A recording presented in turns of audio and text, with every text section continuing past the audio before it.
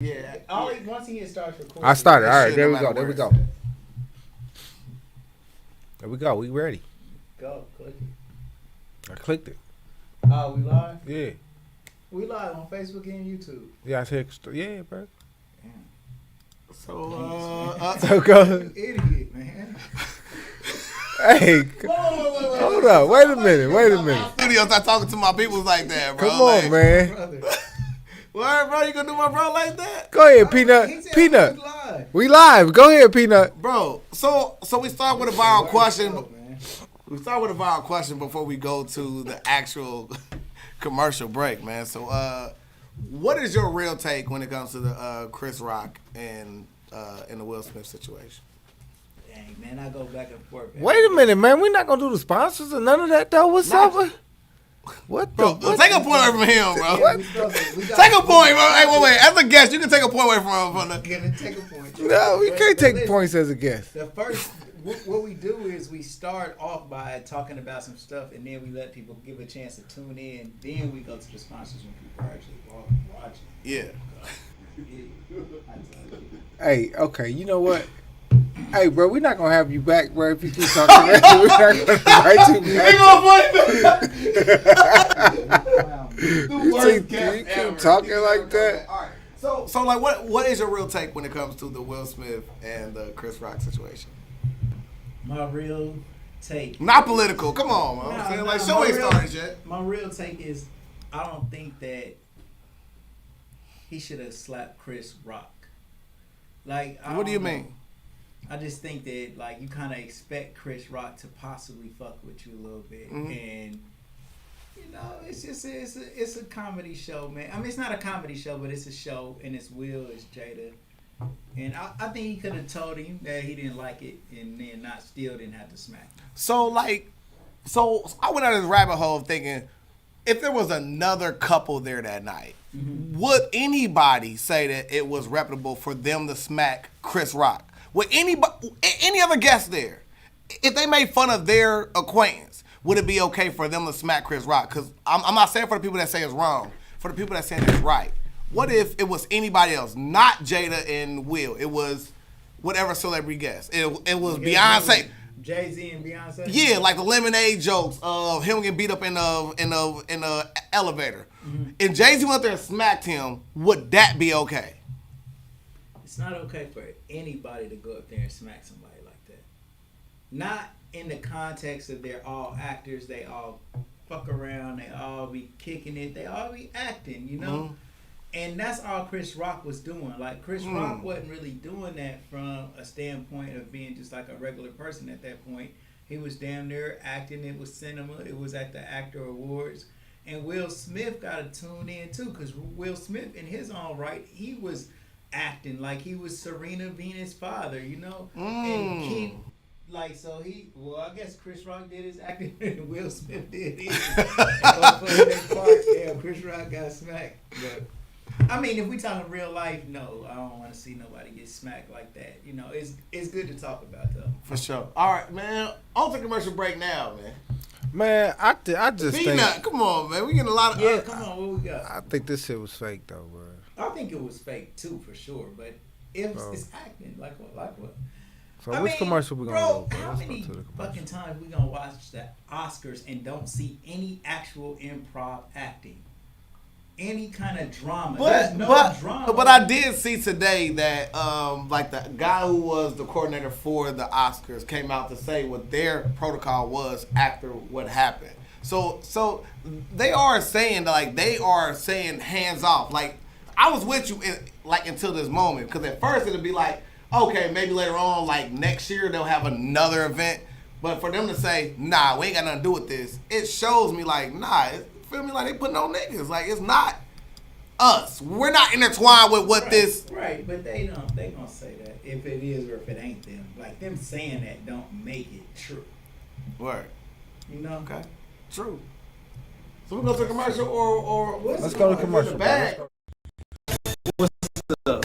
I wanted to announce today that we do have a brand new film studio and video studio inside photography. So if you want to have a photo shoot or anything like that, we're having a special 30-minute shoot. As many pictures as you take, we just email them all to you. You don't have to worry about prints. You get your pictures back before you leave. And so everything that you've always imagined that a photo shoot or that video production should be, we're bringing it to you.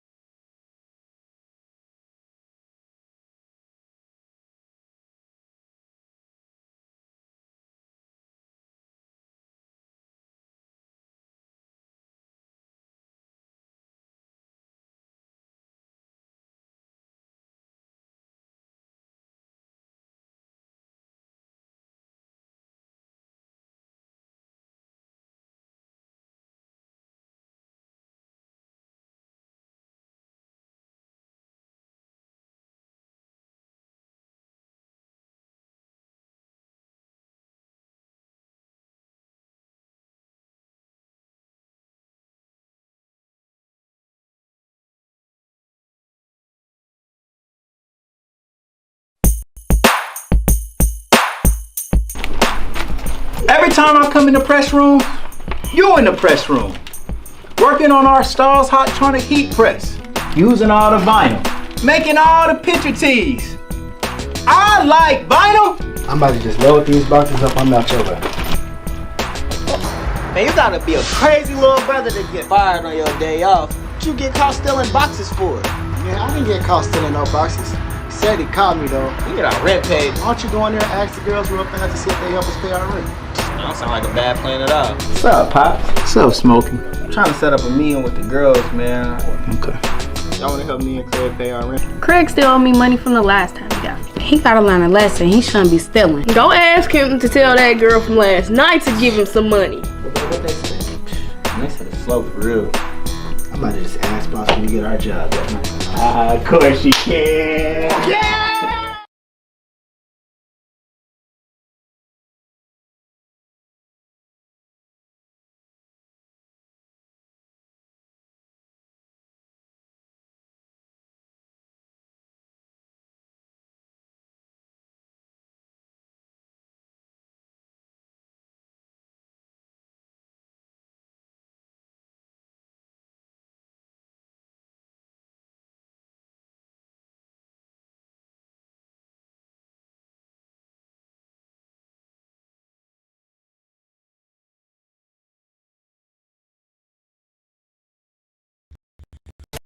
What's up?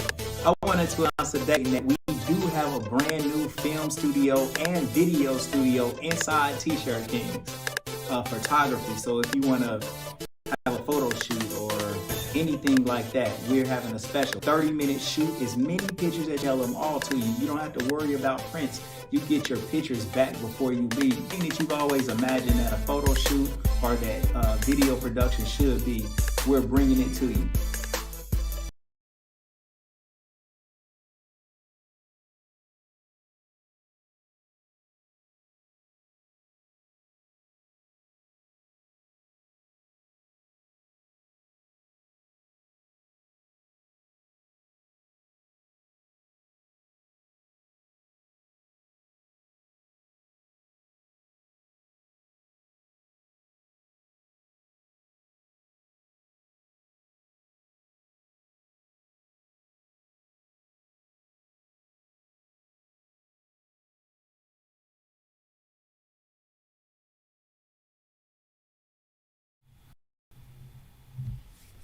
Yo, what's good? It's your boy Peanut, aka Dash Resource Man, the capitalist man. Bro.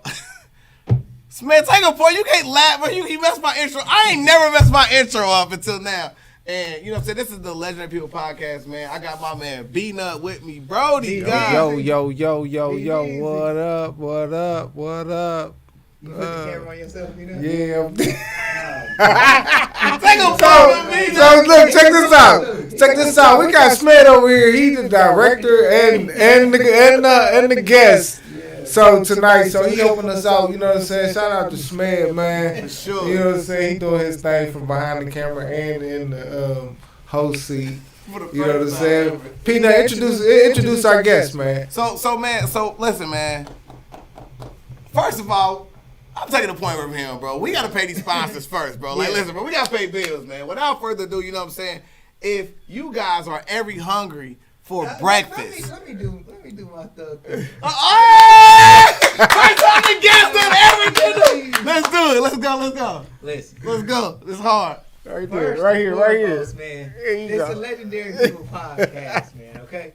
Make sure that you like, subscribe, and ring the bell notification Yes, sir. on our YouTube channel. It's spelled exactly how it's spelled on the screen, you guys. The Legendary People podcast. Make sure you go like, subscribe, and do all that for us. We want to say what's up to our sponsors, which is Sheets for Breakfast. They got the best breakfast in the city. If you're ever hungry, go to my bro North, Agnes All Natural Grill. If you're ever injured, call attorney Michael Wright. 937-222-7477. Make the right choice. That's attorney Michael Wright. TheShopArea.com is like the baby Amazon. Delivery is always free from the store to your door in 4 business days. That's TheShopArea.com. And when you want to get lit a little bit, get you some good old Kiara wine, you can contact my bro Antoine Cunningham on Facebook, or it's at More for Less, man, and that's Kiara wine.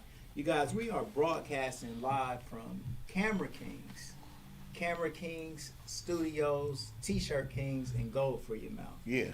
T-Shirt Kings, you guys, we are definitely going mobile.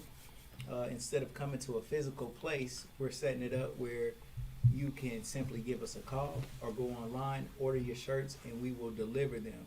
And we talking same day delivery, which is going to be something very new and something that's going to be cutting edge for me, you know, delivering stuff same day service as you order it, right? So that's T-Shirt Kings. And then my bro Peanut Johnson teaches you how to get a big old bag from investing in stocks, buying stocks, selling stocks, and more. So you want to check out Sell Stocks Not Dope on his YouTube channel, which is Dash Resource, every Sunday at 8 p.m. Man. So make sure y'all come through and just check it out. Yeah. So for anybody that knows, man, listen, I always say every single episode, there's no legend higher. Listen, I lied every episode to y'all. I'm sorry. Because today, there is no legend higher, bro. There is no legend higher than my bro. That's why I had to set the tone. Yeah. Anybody who ever seen my interview with Daquan Cook, I set the tone with him, bro. I had to come up with I pulled up with the metaverse on Smetaverse. You heard me? Yeah. So I also brought you a gift, King. Yeah. You know what I mean?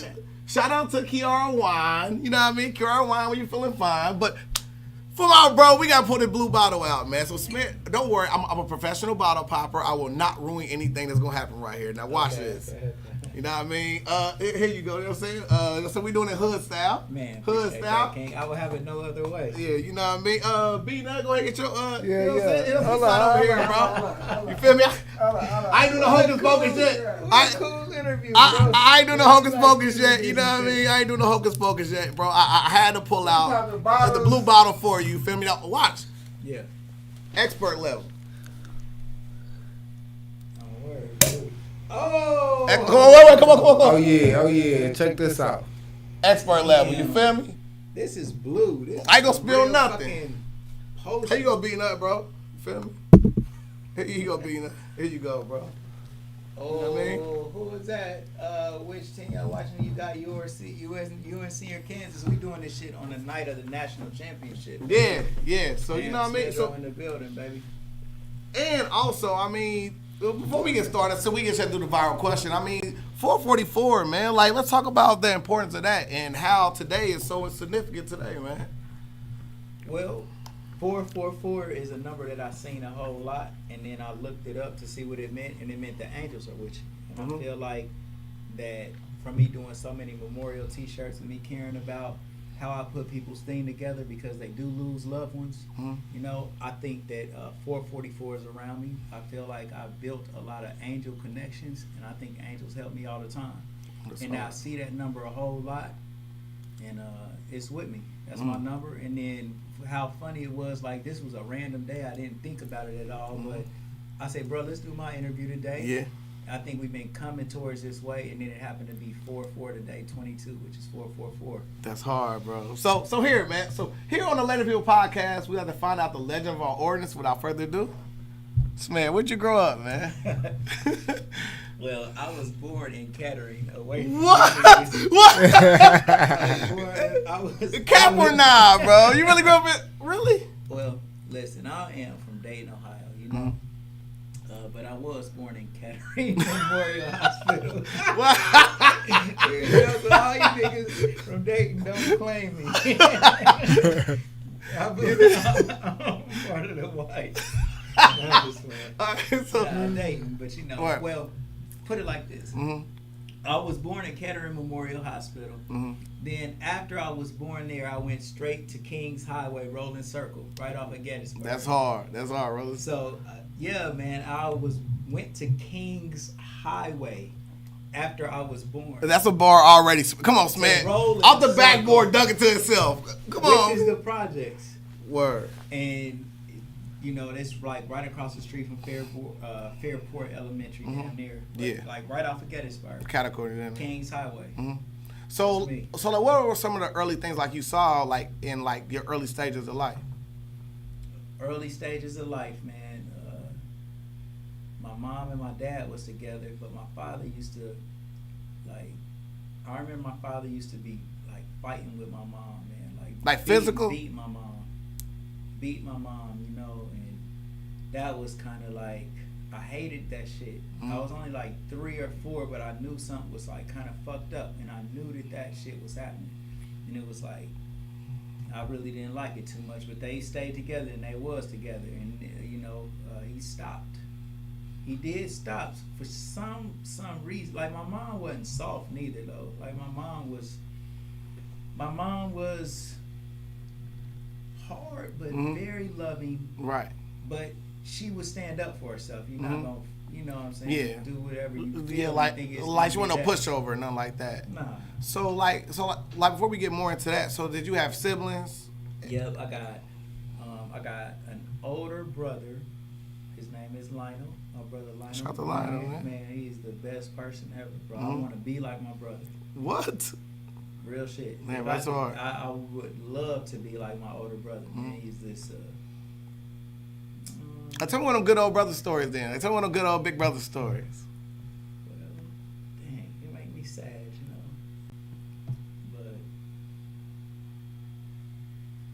But man, like my brother took me everywhere with him. He's 5 years older than me.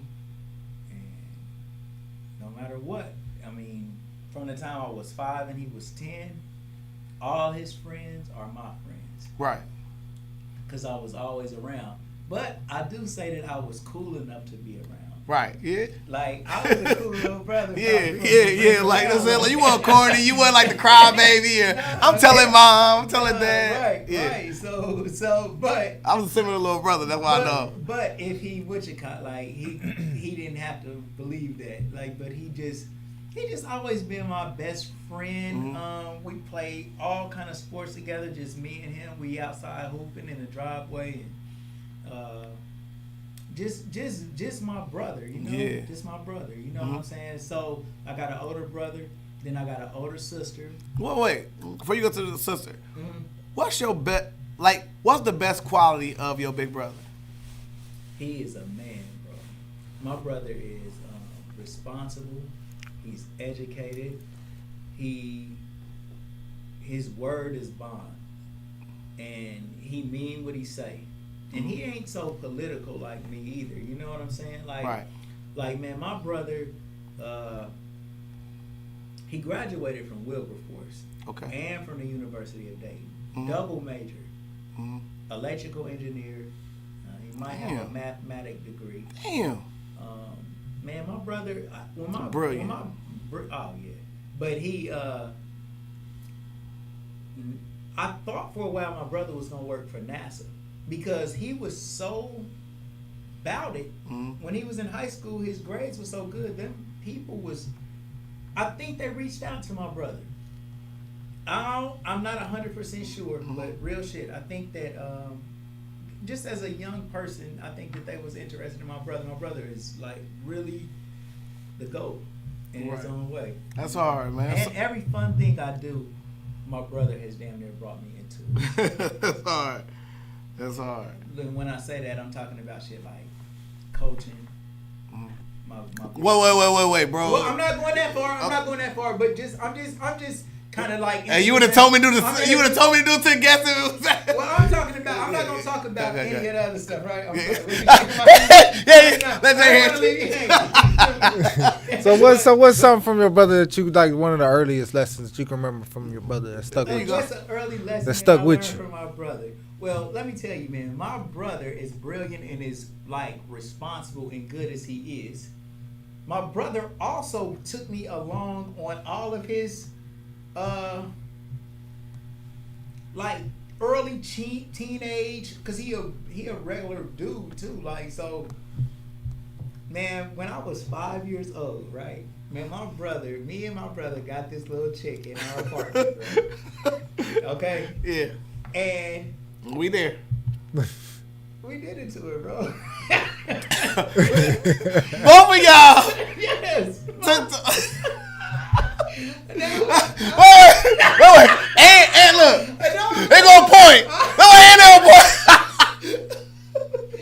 Man, listen, bro. In our apartment in Rolling Circle. Yeah, is that considered a gangbang, or is that like a train, or is that just? It wasn't. I was only 5, but you was 5 and fucking. 5 years old. You was 5 and fucking. So wait. So he's 5 years older than you. So he was 10. He was about like 10. But this is what I did to my brother. I swear, and I put this on everything. Okay, man, my brother took her in the room, and I think I said I was going to tell if they didn't let me come through. And they let me. I'm not lying, bro. Damn, this is kind of like I'm just telling my story. So wait. Beanut, you hear this? Wait, no. Beanut, you hear this? This nigga would dry snitch against the pussy. That's what I learned today. He said, if I ain't getting none, nobody gets some. Blackmail. He blackmailed his big brother. Blackmail big bro for some booty. Blackmail big bro for some food. BBB. Blackmail big bro for some booty. But so that's the story. You said the story I learned my lesson. I told a fun story. But me and my big bro, man, was like, man, that was funny shit. I was his bro, man, and that's my big bro. Like he's still popping with me. So man, like salute to big bro, man. So like, what about your other siblings? Huh? So what about your other siblings? My other siblings are the best people in the world, man. My sister Autumn. Shout out to Autumn. Man, she is like middle child, or Autumn is the middle. My brother Lionel is the oldest. Then my sister Camille would be the second oldest, but that's what me and my dad. Her. Okay. That's my dad's daughter, but she's still our sister, and she's perfect. Same thing, And then my sister Autumn is like the middle, and then I'm the youngest. Mm-hmm. So like, give me a good old so put them all together. What good old story was you and all your siblings? Give me one of those stories. I got like my sister Autumn is so important. Like she need her own thing, like my brother. Yeah. Because man, my sister, like me and her was the youngest, so me and her had to share a room sometimes. Yeah. We had to that's my baby, you know what I'm saying? And my sister Camille is too. Like I can't leave any of them out without, what I'm saying? Like for sure, really shining some light on them. But just Autumn, just like what I'm saying. Like she's been like my mom my life too. Right. But Autumn is she amazing, bro. You know what I'm saying? Like we kicked it all the time, just played, got her in trouble all the time. She get me in trouble, but. For the most part, we just laughed a lot and just kicked it. You know what I'm saying? Right. So, like, what elementary school did you go to? I went to, in kindergarten, I went to Fairport. Okay. What was that experience like for you? I had the chicken pox in fucking Fairport. I remember that. I used to sit at home all the time and. How long did you have chicken pox? I just sat at home all the time over chicken pox. Well, No. This nigga had shingles. Zilla, you didn't prove that Smell was always here. This nigga had shingles. He stayed home for chicken pox. How long chicken pox until he left? You didn't let me finish. I never do. So listen, right. But, like, I ain't saying I stayed at home all the time because I had chicken pox, but I'm saying I fucking had chicken pox in kindergarten. That was one thing that happened. Another thing that happened in kindergarten was I took a knife to school and went to the office about it. And my dad. How you get caught with the knife? No, wait. How you get caught? How I got caught with that knife? They see that on you? Yeah. He was walking funny. How big was the knife? So why did you take a knife? Why did you take a knife to school? I just thought that it was sweet. It was like one of them little knives that you fold out. Click. It was cool. And then they caught you with it. So like what you went to the principal's office? My dad was a gun person. Like, man, you know what I'm saying? Yeah, he like, man, that little ass knife ain't nothing. Well, I didn't get in trouble about it from him. You know what I'm saying? What about mom? She probably didn't. Nah, I don't remember getting in trouble about that or nothing. Right. But that was something that happened in kindergarten, and I went to kindergarten with either Toby Ewan or Jason DeMarco. Yeah. I went to kindergarten with one of them two, Mm-hmm. and I cut their hair and shit down there.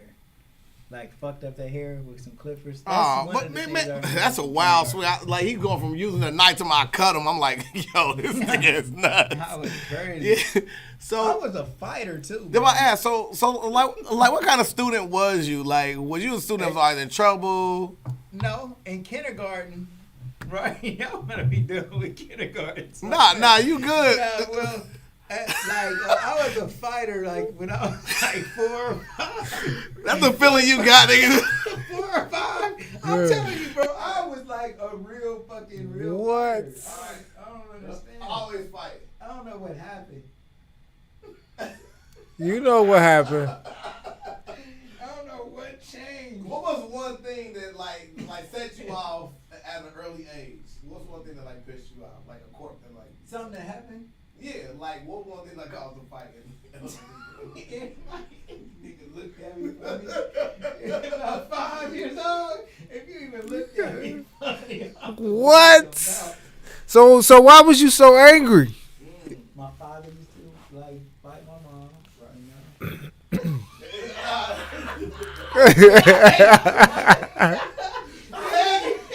Don't be normal, brother. No. Yeah. He cheating, bro. He cheating because he know the formula, bro. He know the formula, like, get it in, like, all right. Then, like, nah.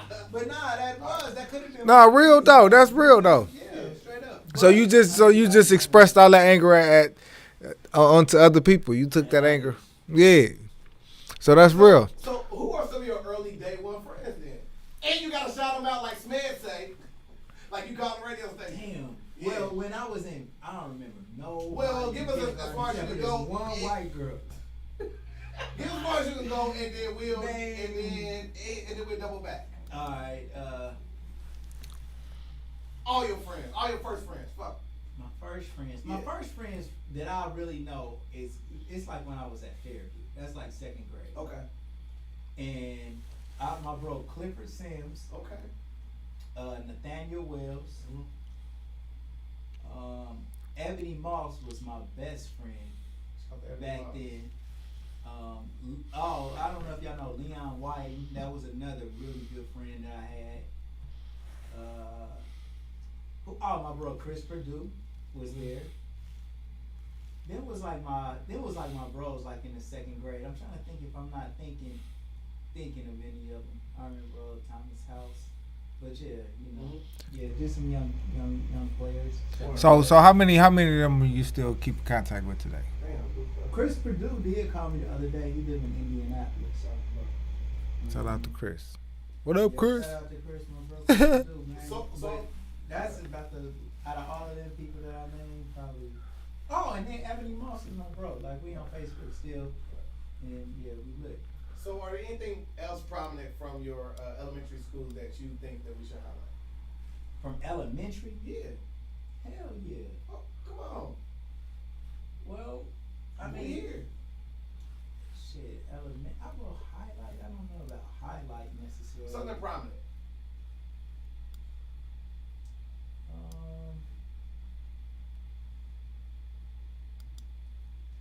You know, I really don't. I don't know so much to say about elementary. I mean, in elementary, kicked it, played soccer. So what kind of I mean, we hooped. what kind of student was you in school? Was you like, did you get good grades even though you was like angry? Well, I was only angry up until about 5 or 6. But then after that, then I probably just didn't. I don't even say 6. So, I say like when I was like real. so I know how to do. Look. So, what's one of your greatest childhood memories and what's one of your worst childhood? Oh, that's a good one. Good question. Whatever way you want to go. My greatest childhood memory is That story right there. I done interviewed 100 people. That story. Nah, don't look over there. It was that first one you looked at. That one.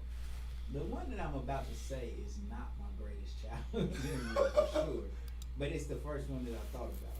Yep. And man, playing soccer, we in one game I scored 11 goals in one game. You was out there playing soccer and you got talented enough to score 11 goals. I scored 11 goals in one game. Nobody was there neither. Like none of my parents, my dad didn't come that time. My dad he comes all my soccer shit, but he didn't get a chance to come to that one.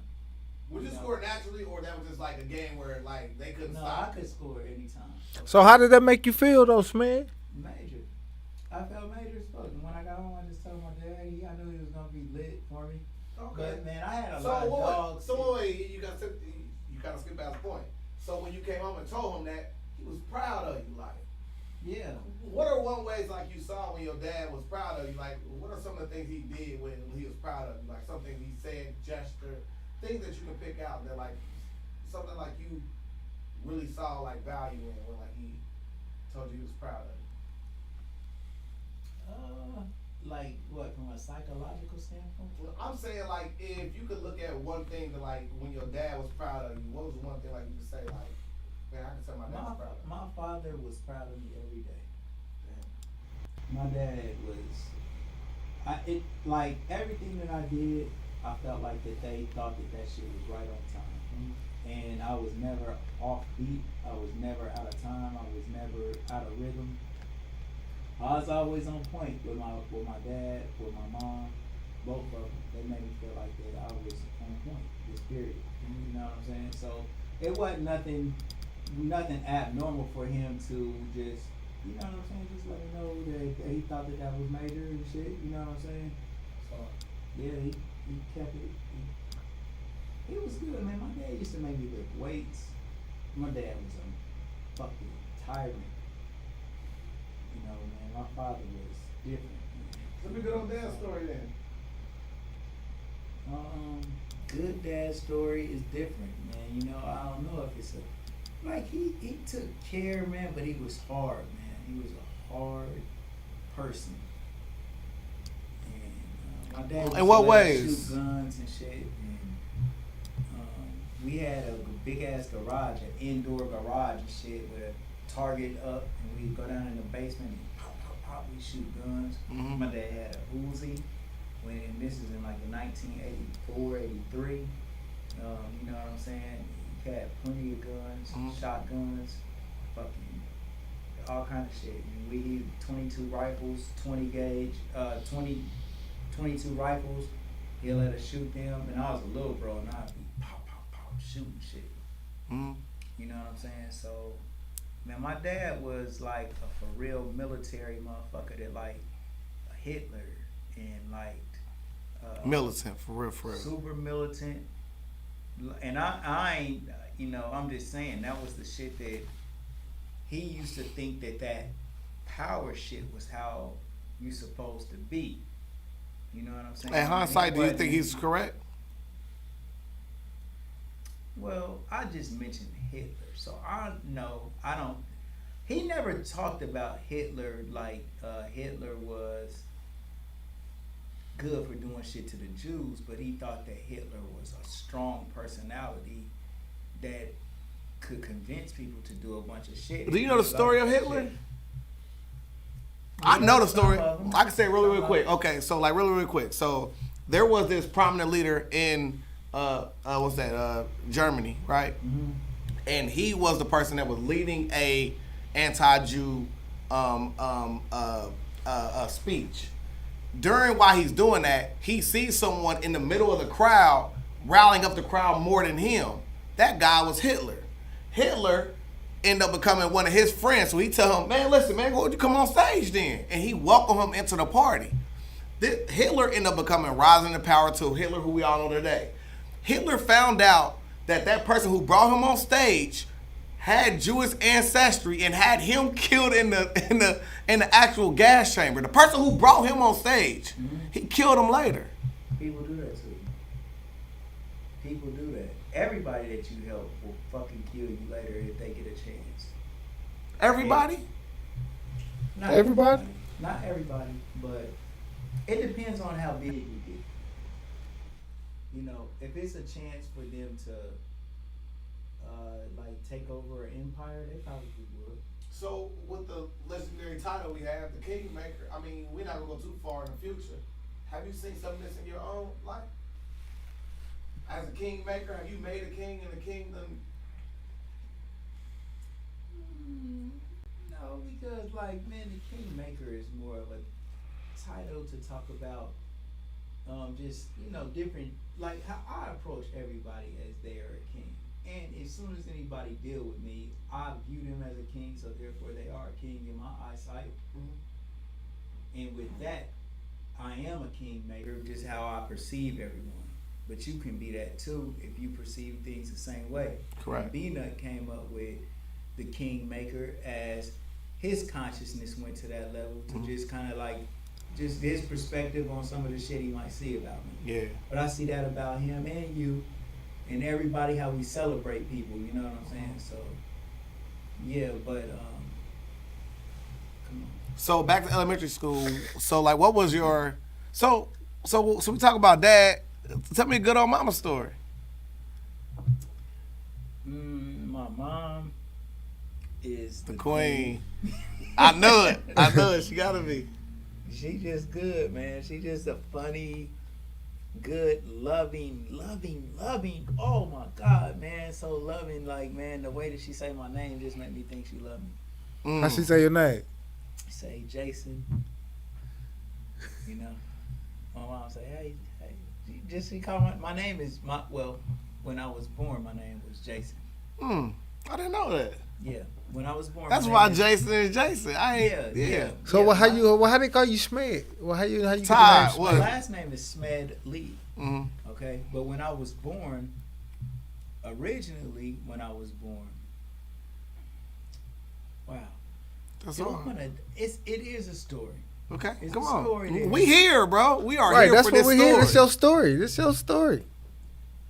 Well, the story is ringing true right now with ripple effects from my name being Jason, my name being Todd, all of these different things that I got in my life, all have ripple effects to today. But damn, like the story is important, but I don't want to get shit fucked up. But you can say it to the best to your ability. okay, and, so listen, my brother and my sister got the same dad but a different mom. Okay. I mean, we got the same mom but a different dad. Okay. Me and my sister Camille got the same dad. But different. Yeah. My brother and my sister, my mom was married to their dad at first, okay? And then my mom fell out of love with their dad and wanted my dad. So my dad and her got together, okay? So Your mom goes on with the next relationship. right. But she was in 2 relationships at the same time. Okay. And at first she couldn't name me Todd because she didn't want my brother and sister's dad to be hurt about how she had already moved on. Oh, my bad. It's time to invest my money. It's time to reinvest my money. Like I'm doing the OTC, so whenever that goes off, I gotta reinvest my money. Sorry. Fair. Sorry. Put that on vibrate. Anyway, so my mom, she moved on. She get with my dad, and then she get pregnant. She had me. So at first, my name was Jason Lamont Bryant. really the same name as my last name as my brother and sister. Yeah. But then when my mom got the courage together to let my dad let Paul know who this is. Wait till y'all hear this story. We hearing Let it. him know that it wasn't like that. We ended up changing my name. Well, like my name was always Jason, but it ended up being Jason Smedley instead of Jason Bryan when I was going to school. And then, yeah, you know. Where did Todd come from then? Well, Todd is my dad's name. Which dad? And which dad? my dad, my biological father, that my mom moved on with. That's his name. Damn. But yeah, listen, and then we gonna move on the story and we gonna connect it all back. All right. Okay. So I was born. So that my mom says my name when she said my name. Jason. She And when you hear it, it's like it's a very angelic. loving tone to it, and it made me feel like, yeah, man, she cared about me. Like, yeah, that's me. Okay. Word. Yeah. Word. So what is? I mean, and now we gotta go down that road. Like, what was one of your worst childhood memories? Well, my worst childhood memory is when my mom died. At what time? So, Speak on like, it. at like what age was this?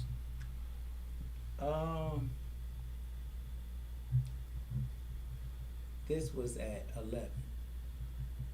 But before we go there, like, it's still more like, so, like, my mom and my dad, they had a really good relationship, but then I think that they started going through a breakup. Mm-hmm. And when you're a kid, you really don't know all of the things that's going on inside your parents' relationship. You just kind of know, like, if they argue, if they don't in front of you. You know what I'm saying? In which we never really seen too much arguing. But I think maybe my dad was starting to see women. My mom probably was like, you know, fuck that. You're not gonna fucking play me, nigga. I'll see other motherfuckers. Mm-hmm. And I think that's what happened. And then it ended up being like tragic, you know. So what you mean, like? So okay, keep going. Lead us up to Tragic. Walk Tragic with in us. like what sense? Yeah, like Tragic. walk us up to it. Like is that what led to your mother's death? Yeah. So how does that lead to your mother's death? So my like I remember my mom taking me on a ride one time, and she was kind of saying she was gonna find another place to live. Mm-hmm. And like I was just I didn't really process it to make it take it so serious, but I was like, oh, we have to get another place to live. I don't know how I processed it, but I really didn't. Because at the time you're coming home from mom and dad at home. Yeah, because I was like probably 10 Right. at this point, maybe 9. Man, your 10. So it didn't went make out. sense at all. Well, my mom, go ahead. That camera went out. Peanut. Yeah. It's all good. Just Go ahead. sit away. We go straight down the middle and then get me. Yeah, You know. we alternate. But so anyway, I think my mom just wanted to move on. You know what I'm saying? But like I said, like my dad was built on just probably like strength, masculinity, man. You know, maybe possessive. Mm-hmm. Probably so. My dad was probably selling a lot of drugs at this time. I remember a couple of times my dad was selling. I mean, I don't know. I never seen him really sell dope, but I found out later he did sell a lot Right. of dope. From And I people. remember one time this bro came down from Detroit. Just a memory, you know. And he was a cool bro. Seemed like he was a good person, major for whatever to me as a kid. And then he, a little while later, they said he got pulled over on the highway and got bucked. Police pulled him over. So I remember that story kind of. I'm like, you know. And now I never knew about drugs or any of this shit when I was young. You know what I'm saying? But this is like 1984. So later on, I found out that my dad was. Like, he used to take pills a lot and drink a whole lot. Like he had a whole refrigerator full of beer, whole refrigerator dedicated to beer. He'd call me throughout the day. Go down there, give me one. Well, call me on the phone while he at work and tell me to go count his beers for him. And He thought somebody was taking his beers. I don't think he was taking the beer. He just called me to fuck with me, like in a good way, kind of like let me check on my little nigga and then why he count. I'll make his mind work. Yeah, it was a like. In some ways, I wish I was a father like him. The way that his strength, man, his fucking manhood and manliness, But in other ways, he probably was just too unbalanced. Mm-hmm. But he, we just talking about what. What are we talking about? We're talking about the worst memory of your life. So my father was this strong motherfucker that wanted to just be strong, and my mom was strong too, but you gotta let shit go when it ain't working, you know what I'm saying? But for whatever reason, I don't know what happened, man, but on August the 11th in 1986, my dad shot my mom and killed her, and me and my sister Autumn was upstairs. So you was home when this happened? Yeah. So is you and your sister there? Was there any other siblings there? It was y'all two? Me and my sister. What happens next after that happens? I mean, does he leave the house? Does So he yeah, come talk to y'all? so walk us through that day. Like, you know what I'm saying? What type of day was it? Man, that day was like so cool because that night, man, me and my sister, we was like chasing my mom around the house that night. It was like a really kind of like movie type shit, bro. Like we was kicking it with her and like I'm saying that night, that literal night. Like I don't know if it was this night or if I'm tying these two memories together, but I almost think that night, like she jumped out of the closet and scared me and my sister. And it was like, damn, it's like she got us that night. And it was just like really cool, man. Man, that's why I be thinking like some of this shit is just fucking illusion. Like, did this shit really happen, man? But, man, like that night, man, like I remember just telling my mom I loved her and me and my sister. Like, man, up until, bro, I used to sleep in my mom and dad's room on a pallet on the floor next to their bed. Yeah. Every night until I was 11. But this night I did not sleep in their room, bro. Like close that thing so we read some of these comments, bro. Like that night, bro. Like, man, I did not go to bed. I mean, that night I went up to my room and went to sleep. Oh, so like this is the only day out of a million you go sleep in your own bed that day. Man, bro, me and my sister, we went upstairs to our room. And so Deborah Teller checking in somebody, you stupid. Oh, okay, wait. We're gonna get to the comments in a second, but we need deep in. Speak up, Joe. Yeah. Okay, pause, my little bro. So, bro, keep going though. Yeah, keep going, right, bro. all right. See y'all. Yeah, All right, so shout out to the legendary comment section for sure. Keep commenting. We'll get to them later. That night, me and my sister, we was there. My brother had actually went to go spend the night over his dad's house. And so he wasn't there that night. But the police come in my room and they shine their light in. They say, everybody up here okay? And we say, yeah. And then they leave out the room. We don't know nothing's happened. They say, woke us up, So like you didn't hear the gunshots or nothing? I didn't hear nothing. Okay. So I come up. So you just go to bed though, like everything was normal when you went to bed. I loved her before, bro. I promise. That's I hard. told my mom I loved her that night. He still loved her. And then, man, me and my sister, we went upstairs. We went in our room and we went to sleep. And then the next thing you know, the police are waking you up. Waking me up. They said, "How you guys okay? Everybody okay in here?" And they say, "Yeah." I mean, me and my sister say, "Yeah." Mm-hmm. And then I tell my sister, I say, man, Dad gonna shoot them police if he see him in the house. We better go downstairs. Right? And tell them they in here. So I go downstairs and on our front porch, we got this huge front porch. It's like real big and we got these like bars for where an awning would go. And my dad got his hands on the awning and he crying. Man, now my dad is the roughest, toughest nigga you ever met in your life. Like, just a mad dog. Junkyard motherfucking dog from WWF type. Yeah. Dog. That's how he looked. Damn. Strong, every which way. Yeah. And he crying, bellowing. I'm like, what's going on? I said, where my mom at? Where my mom at? And my dad was like, he said, he said, man, I had the words exactly what he said to me. But he just said, he said, your mom died. And he was crying. He said, your mom passed away. No, it's maybe, but my aunt was there too, my dad's sister. Mm-hmm. And I think she said, your mom is gone or something. Okay. And then at that moment, like, I was like, man, is this shit fucking real? I could not believe it. So I kind of like acted a little bit. Well, acting as a what? Like acting sad, knowing that that's not true. Yeah, I was. Even like, though the police are there, you see your dad in cuffs. No. I need my mom. I was like, I'm kind of like thinking this is what I'm supposed to be doing at this moment, like from an observation standpoint. And so I was like, damn. But then my aunt came and got me in the grass. I ran and kind of fell in the grass and was crying a little. But I was like, damn, what's going on? And then my aunt came and told me, like, you know, everything will be okay. But it was just real crazy, man. You know, like, that was some fucked up shit.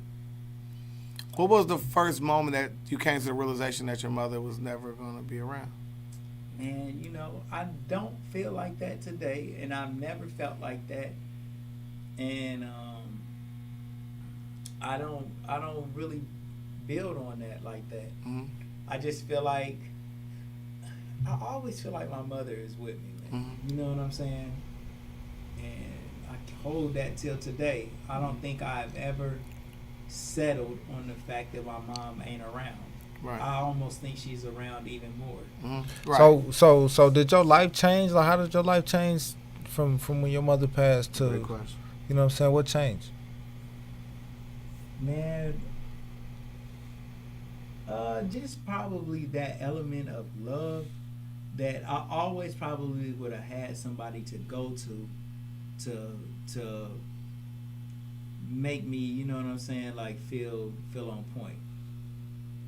Cause my mom always would probably be there to just love on me. Like if I'm having a bad day or if I got some kind of fucked up shit going, she probably would understand. Or if I needed help with some of, like I'm talking about later on, like help with my kids or something. Yeah. You know, I would have that support system. She would just jump in and be there. Make sure that I was cool. But after that night though, like my dad did not go to jail. What? My dad had said that my mom shot herself. Okay. There's still no proof that my father shot my mom other than police, what they said. So your dad didn't serve any time whatsoever for, or no, he didn't go to jail that night? My dad did not go to jail that night. That night. Well, he didn't go to jail at all. At all for that? No. Okay. So this is August the 11th, 1986. So my dad used to always tell me stories about my grandmother and my grandfather, his mother and father. Mm-hmm. They used to beat him a lot, you know, fuck with him and put him in a closet and just punch on him and just be fucked up. Brutalizing him. Yeah, like abuse, seriously. So I never had a relationship because he never would go over there. I only went to see my grandmother and grandfather on his side probably like 1 or 2 times. Mm-hmm. You know what I'm saying? But out of my whole life to being 11. But after my mom died, his father started coming around a little bit more, coming around a lot. You know what I'm saying? Right. But I never connected with him at all. Well, when he was coming around, I liked him. I thought that he was a good dude. I loved him and stuff. You know, he's my granddad. Finally, we got getting a chance to see him. But I used to think my dad, the shit that he was saying about him, like he changed now. Okay. You know what I'm right. saying? Like he a good right. father. He was mean to you and green to me. Yeah, exactly. Mm-hmm. So yeah, So I started kind of feeling like that. So he started coming around after my mom passed away. You know what I'm saying? And how's your interaction my with your dad- dad during this time though? Like before we get to great dad my more. dad. I thought that my mom shot herself, and I thought that, you know what I'm saying? Because my dad said my mom woke up out of a bad dream, shot at him once, and then shot herself. And I just believe my dad. But you said the police told you something different. The police never told me nothing different. Okay. The So wait, police so said where you- after my dad. So where you get the story that you just told us from? Where did I get the story about my dad shot my mom? Yeah. Well, I got that story from kind of like a official police investigation. You know what I'm saying? Like How is that's that? how And he it didn't go to goes. jail. Right. Well, in August the 1st of 1986, my mom died. Okay. August the 11th. Mhm. So October 1st, my dad died. A month and a half later. What? Yeah. Yeah, my dad died. My dad went to NCR. He worked at National Cash Register over there on Stewart Legendary NCR. Street. And my dad had a lot of guns, like I said. My dad came home one night. He told me and my bro, he brought us a whole bunch of Burger King burgers and then told us that he was going to sell a couple of guns. He did actually say that to me. And he went to NCR, and then that next morning, the police, well, my brother and sister's dad's wife. My brother and sister's dad's wife. Yeah. Okay. She called and she said, hey, has anybody got over there yet? And I was like, no. This was like early in the morning, like 8 o'clock, because my dad left. He should have been back that day. And she called the phone, and then she said, okay. No, it was actually my brother and sister's dad. Said, is anybody Okay. there? And then I said, no. He said, okay, I'm on my way. And then I called right back, and his wife answered the phone. Mhm. That's my mom too, you know, Mhm. baby. And she said, Give it some light, man. And some love. What's her well, name? her name is Jackie Bryant. Shout out to Jackie And Bryant. My brother Dove's mom. Dove's mom, my man. My mom too. Though, Mama you know love, what I'm mama saying? love, for sure. She held it down for me. So anyway, I called her back. I said, is my dad dead? I called her back and said those words. You said that just surmising is based off of your brother's dad saying he on the way. Yep. I said that. I said, is my dad dead? She said, yes, honey. I said, I know it. I just hung up. So how did he die? Well, the police say that my dad shot himself in the parking What? lot at NCR. But my dad he was shot in the chest, and it was like, it was police handcuffs at the scene, and the glass was broken a funny way where it seemed like somebody shot him from the outside of the car or something. Because I think it was maybe like glass inside. I don't know. It was some kind of way where it seemed suspicious. It wasn't all Glass this- outside the well, no, yeah. It was some Glass kind of way. inside the car means somebody shot from outside Right, the car. right, Because right. if he shot himself from inside the car, it'd be glass outside the car. So it was glass inside the car. Yep. What's up? Can y'all hear us okay? All right. How can I get interviewed? Never. No, that's fine. You got to talk to management. Right now he's a guest. So we gonna bring you on this. DM us. You know what I'm saying? It's Man, love, K. go to commercial for me real quick. Yeah.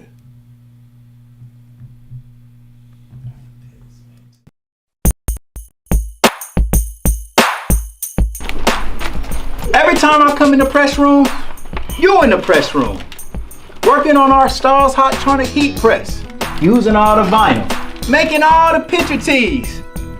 I like vinyl. I'm about to just load these boxes up. I'm out your way. Man, you gotta be a crazy little brother to get fired on your day off. What you get caught stealing boxes for? Man, I didn't get caught stealing no boxes. He said he caught me though. We get our rent paid. Why don't you go in there and ask the girls real fast to see if they help us pay our rent? That don't sound like a bad plan at all. What's up, Pops? What's up, Smokey? I'm trying to set up a meeting with the girls, man. Okay. Y'all wanna help me and Craig pay our rent? Craig still owe me money from the last time he got me. He gotta learn to be stealing. Go ask him to tell that girl from last night to give him some money. What they say? They said it's slow for real. I'm about to just ask boss when we get our job that night. Of course you can. Yeah!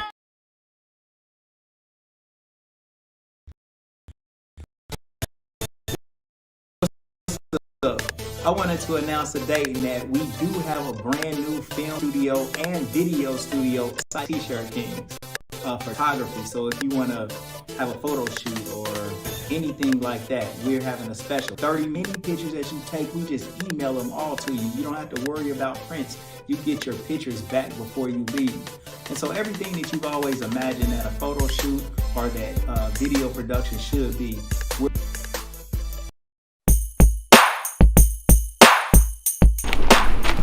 Every time I come in the press room, you're in the press room.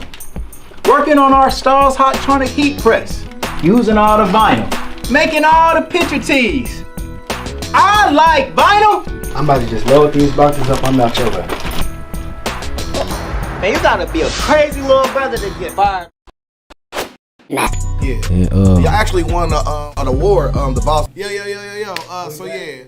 Man, we back. So we want. hold on, wait. Wait a minute. I forgot your camera don't even work. Oh. Oh shit. Yo. Yeah, that's all I want to see is big fuck up. So yeah. Take a point from Beanut. All he want to see is big fuck up whenever he not doing it. This reaffirms his legendary status, right? He's trying to take a point from me. So yeah. So are we rocking? Go ahead. So we back though, man. We back from the bathroom break. You know what I'm saying? Big Smed. He's scared to piss out himself.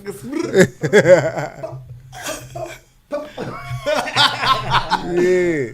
And then the camera still don't work. What about that camera? It gotta get out, man. Just gotta get charged up. Oh, we can charge it while we wait. Yeah, but now come on. So anyway, so if it didn't fuck up on my interview, this shit would not be right.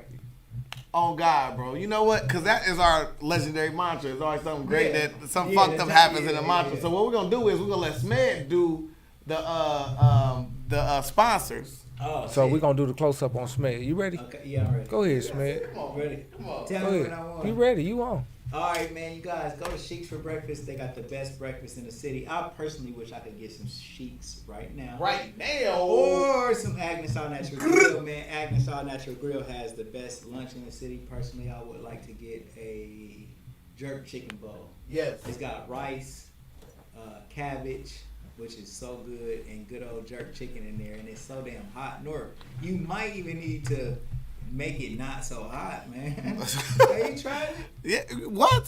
Listen, I like spicy food. Feel me? I eat African food all the time. It's just, it's lit for me. So, I heard. You had fufu before? I love fufu. So Somebody said that shit was bad. no. So for instance, so like fufu is like this dough-like material. Like it looked like mashed potato, but it's not. And you take that and you use that to dip it in the sauce and grab so meat. Major. You are major. But what? All right, man. I don't want to hear about your stupid fufu no more. Get that fufu ass shit out of here. Listen, the shoparea.com is like the baby Amazon. Delivery is always free from the store to your door in 4 business days. In 4 business days. Does the shoparea.com still open? What? Oh, you know? Shit. What? What the fuck? All right, anyway. Damn. You get canceled, man. T-Shirt Kings. Listen, yeah, this is a perfect way to tell you.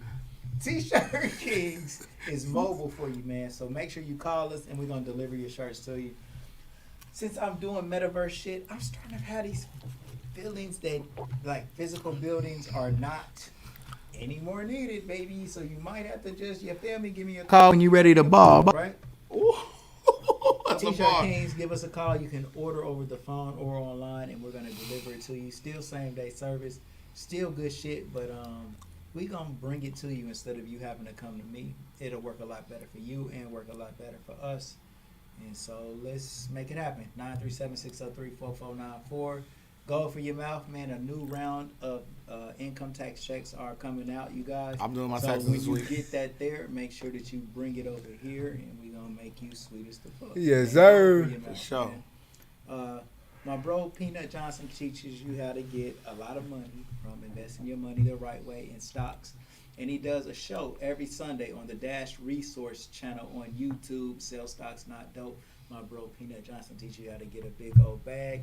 And my brother Beanut the Boss teaches you how to get a big old bag from investing your money in the right way with crypto, and we got Black Crypto News. Yeah. I think we do this shit like every Thursday. Look, check this out. Black Crypto News is every day. So Yes. watch every day to see what they Every day. So at least once or twice a week, we coming at you with Black Crypto News. Every day. It's slow. Man, Black Crypto News. Every day. Look for it every day. Oh yeah. Hashtag We day. speaking on getting this bread all day, every day. Make sure that you, hashtag and date. And so yeah, man, without further ado, my brother Peanut Johnson, over to you. So right now we're in the precipice of like a key moment in your life, which is like literally in your early upbringing. I mean, you're not even 12 years old yet, and you already dealing with the loss of your mom and the loss of your dad. Yeah, let's get back to it. So after you find out like your dad is dead, man, bro, that is some of the Damn. Well, let me say this. So look. During the time while my mom had passed away, I lived with my dad the whole time. My dad was spiraled into depression a little bit, but he was still like my dad. You know what I'm saying? Like I didn't think he ever would kill my mom. That wasn't even on my mind. That wasn't close to my mind. I didn't know my dad was under investigation of killing my mom. But the day my dad did die, I think he was scheduled to go take a lie detector test that day. You know what I'm saying? And then, so it is possible he might have killed himself, but then it is possible somebody else might have killed him, and then the police. I heard my dad tell me one time that he said that the police wanted to put him in jail because he said he know that he didn't kill her, but they still wanted to arrest him. So I heard my dad say all of this, but then after he died, the investigation wrapped itself up, and they probably said, well, look, investigated for a murder, then end up dying with nobody else around. He probably killed himself, and he probably killed his wife, and he killed himself to avoid being charged. Is there a part of you that feel like your dad told you the truth? He was about to go sell 2 guns and actually I always hope that's right. I never ever really blame my dad for killing my mom, but I know that it's a possibility, and I hate it all because both of my parents was pretty good to me. My dad was a little bitch dad to my sister. He didn't treat my sister right. He didn't do her good. Just man, my dad called my sister names and was just disrespectful. And that wasn't even his daughter to be talking to her like that. Oh, okay. And my dad did some fucking real fucked up, evil fucking shit that I would never do. With just not like I ain't saying he never molested my sister or never touched her or never did nothing like that. I'm not saying that, but I'm saying that he didn't. But I am saying he used to call her bitches. He used to call her bitches so much around us that we thought that we could get mad and call her a bitch or say that to her. And now looking at that as a grown man, there's absolutely no way that you should ever be calling your daughter out of her name, you know what I'm saying, for any reason, but especially in just commonplace. Right. Like an argument could happen where it's not justified, but at least we could say it was an argument and now that's what happened. But no, just doing it to just, be a fucking high motherfucker, probably pop pills and probably drunk enough beer to fucking think that shit, your righteous line is blurred. And so yeah, man, but and it's so fucked up that like I can't even say that he was a good dad, even though he was good to me. But overall, like if you got a stain on you, you're dirty, man. So I want to pause the story because I know a little bit of precursor here. At this point in your life, what do you fall back on? Because like now, like you are highly spiritual. What was one of your religious bases that you fell back on during this time in your life? Because well, when I was a kid. Any at all? No. So it was no church? God wasn't real. God was that shit. I'd be like, I swear to God, and be lying. I'd be like, you're white. I swear to God, and just say that, and then didn't like. I didn't think that. I just, it wasn't no disrespect or nothing, but I just thought God was some shit that people had made up. Right. So, what changes in your life exactly next after this? So, like, you already lost your mom, but you living with your dad, and now your dad passed. What's the? I mean, you happen to move out that place, obviously. Mm-hmm. What's the very first notice of transition that you could like surmise in your brain? So wait. Just to make it clear, this is your dad passed 2 months after your mom passed. Yes, my mom died August the 11th. My dad died October 1st. So you got the month of September. You got the rest of August, the whole month of September, and October 1st. My dad died. right. So almost. Not a month and a half. Yeah, almost 2 months. A month and probably. No, yeah, less than 2 months. We're gonna say less than 2 months. Less than 2 months. Your dad died less than 2 months after your mom died. Right, and then it was suspicion of your dad. Yeah, man, that's got to be so. Life did like how did I know life changed for you? Mm-hmm. You know what I'm saying? How did life change for me? Yeah. All right. Yeah, good question. Like after that, I went to live with my brother and my sister's father. Dang, that's deep. What was that transition like? Well, check this out. So my mom was married to this man before her and my dad started dating. Her first bae type of. This man thought until I was 3 years old that I was his son. Okay. Oh, So wow. He has an affinity for you anyway. Well, he always So a thought grudge, I was his too. son. Huh? Might have been the grudge, kind of like, you ain't my It was son. like- You this other nigga's son. Think of it biblically, like the man and everybody started saying I was his son. Mm-hmm. Everybody started saying that my dad like kind of bullied me to be his son, but I was really The other. Yeah. I was really my brother and my sister's son. Right. My brother and my sister's my Son. brother and my sister's dad's son. Son. Right. And so, but he always said no. He kept it cute with what everybody was saying, but deep down in your heart, you kind of. I kind of Like, feel you feel like that that might connection? could be my dad though. Yeah. I feel like both of them could be my dad. Yeah. But the But first by interaction. default, I started to say when I got older, like I don't got a dad, and the God is my dad. So y'all did. So needless to say. Beanut, I asked a perfect question because this is only God can write poetry. This is sweet. I asked you, what was your religion before this? And then after this, he says, God, my dad. But he said, man, all that was fake. He said, fake. So where did you get that religious base from to actually say that God is your dad? Did you start getting in church because you went with your dad? Never. Well, I did. I mean, never. Wait. Well, wait a minute. I'm saying not then. Yeah, never okay, is never. that. Never is. No, we that's fast forward a little bit, right? Yeah, there you go. Yeah. We gotta. Yeah, let's stay right here. I'm saying never is definitely final. Right there. At this point in his life, it's never. So you saying at this point in your life, it's like, yeah, like that's so. Right. So when I go and move in with my brother's dad and my sister's dad, they great and they treat me. I'm just like, it's all good. Like it's never. It wasn't no gap in the Because system. that's where, man, me and my brother Dub, like Double, my brother Dub, that is once I moved in with my brother and sister's dad, which I'll say is my dad, Paul, right? Paul Bryant, PLB, coolest player ever. But he's like a really good bro. Like he Jehovah's Witness. Oh wow. He like lives by that. That's his whole thing. But he is a loving person. Like I act like him a lot. Like that was a good old story about PLB, man. I mean, man,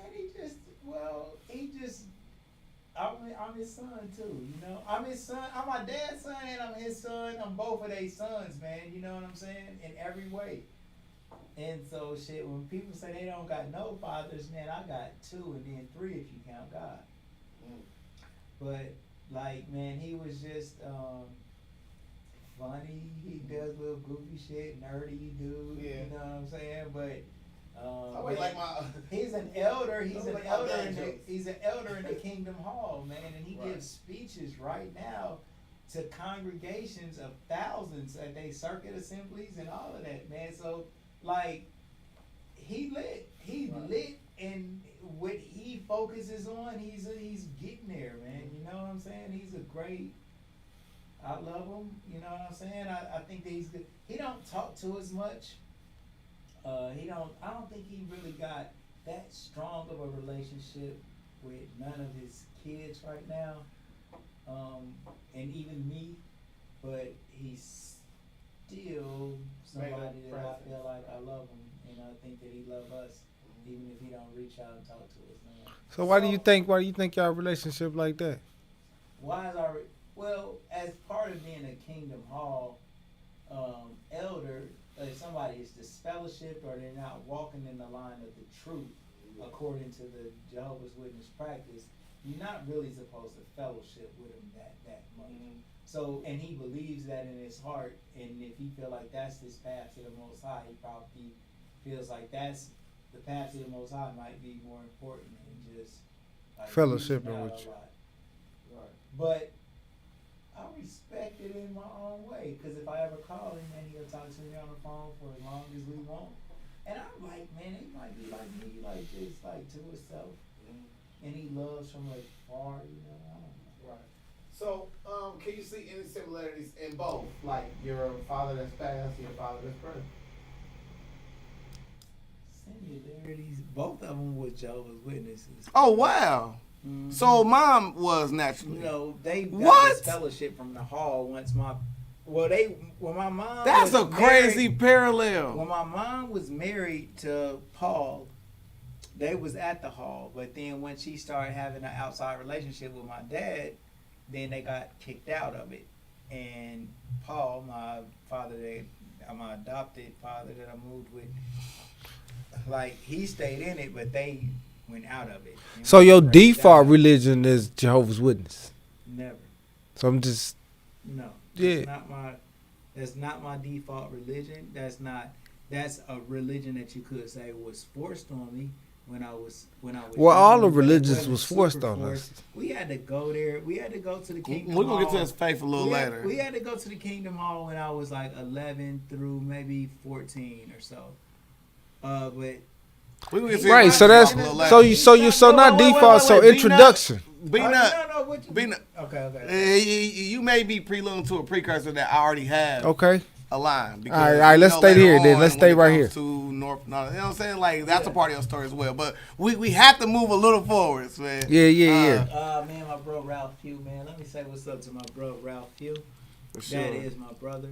Like we Ohio Coalition. Word. He's the best rapper that ever picked up a pen. All right, we're gonna get to that too. Yeah. Come on, let's move on. Let's keep on going.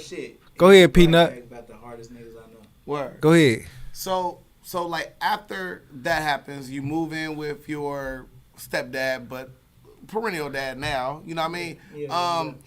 What about your other siblings? Like, what was that transition like for them? Let me say this too, so I can kind of like put something in a book for you, okay? Mm-hmm. Before my dad and mom died, they changed my name to Todd. Oh wow.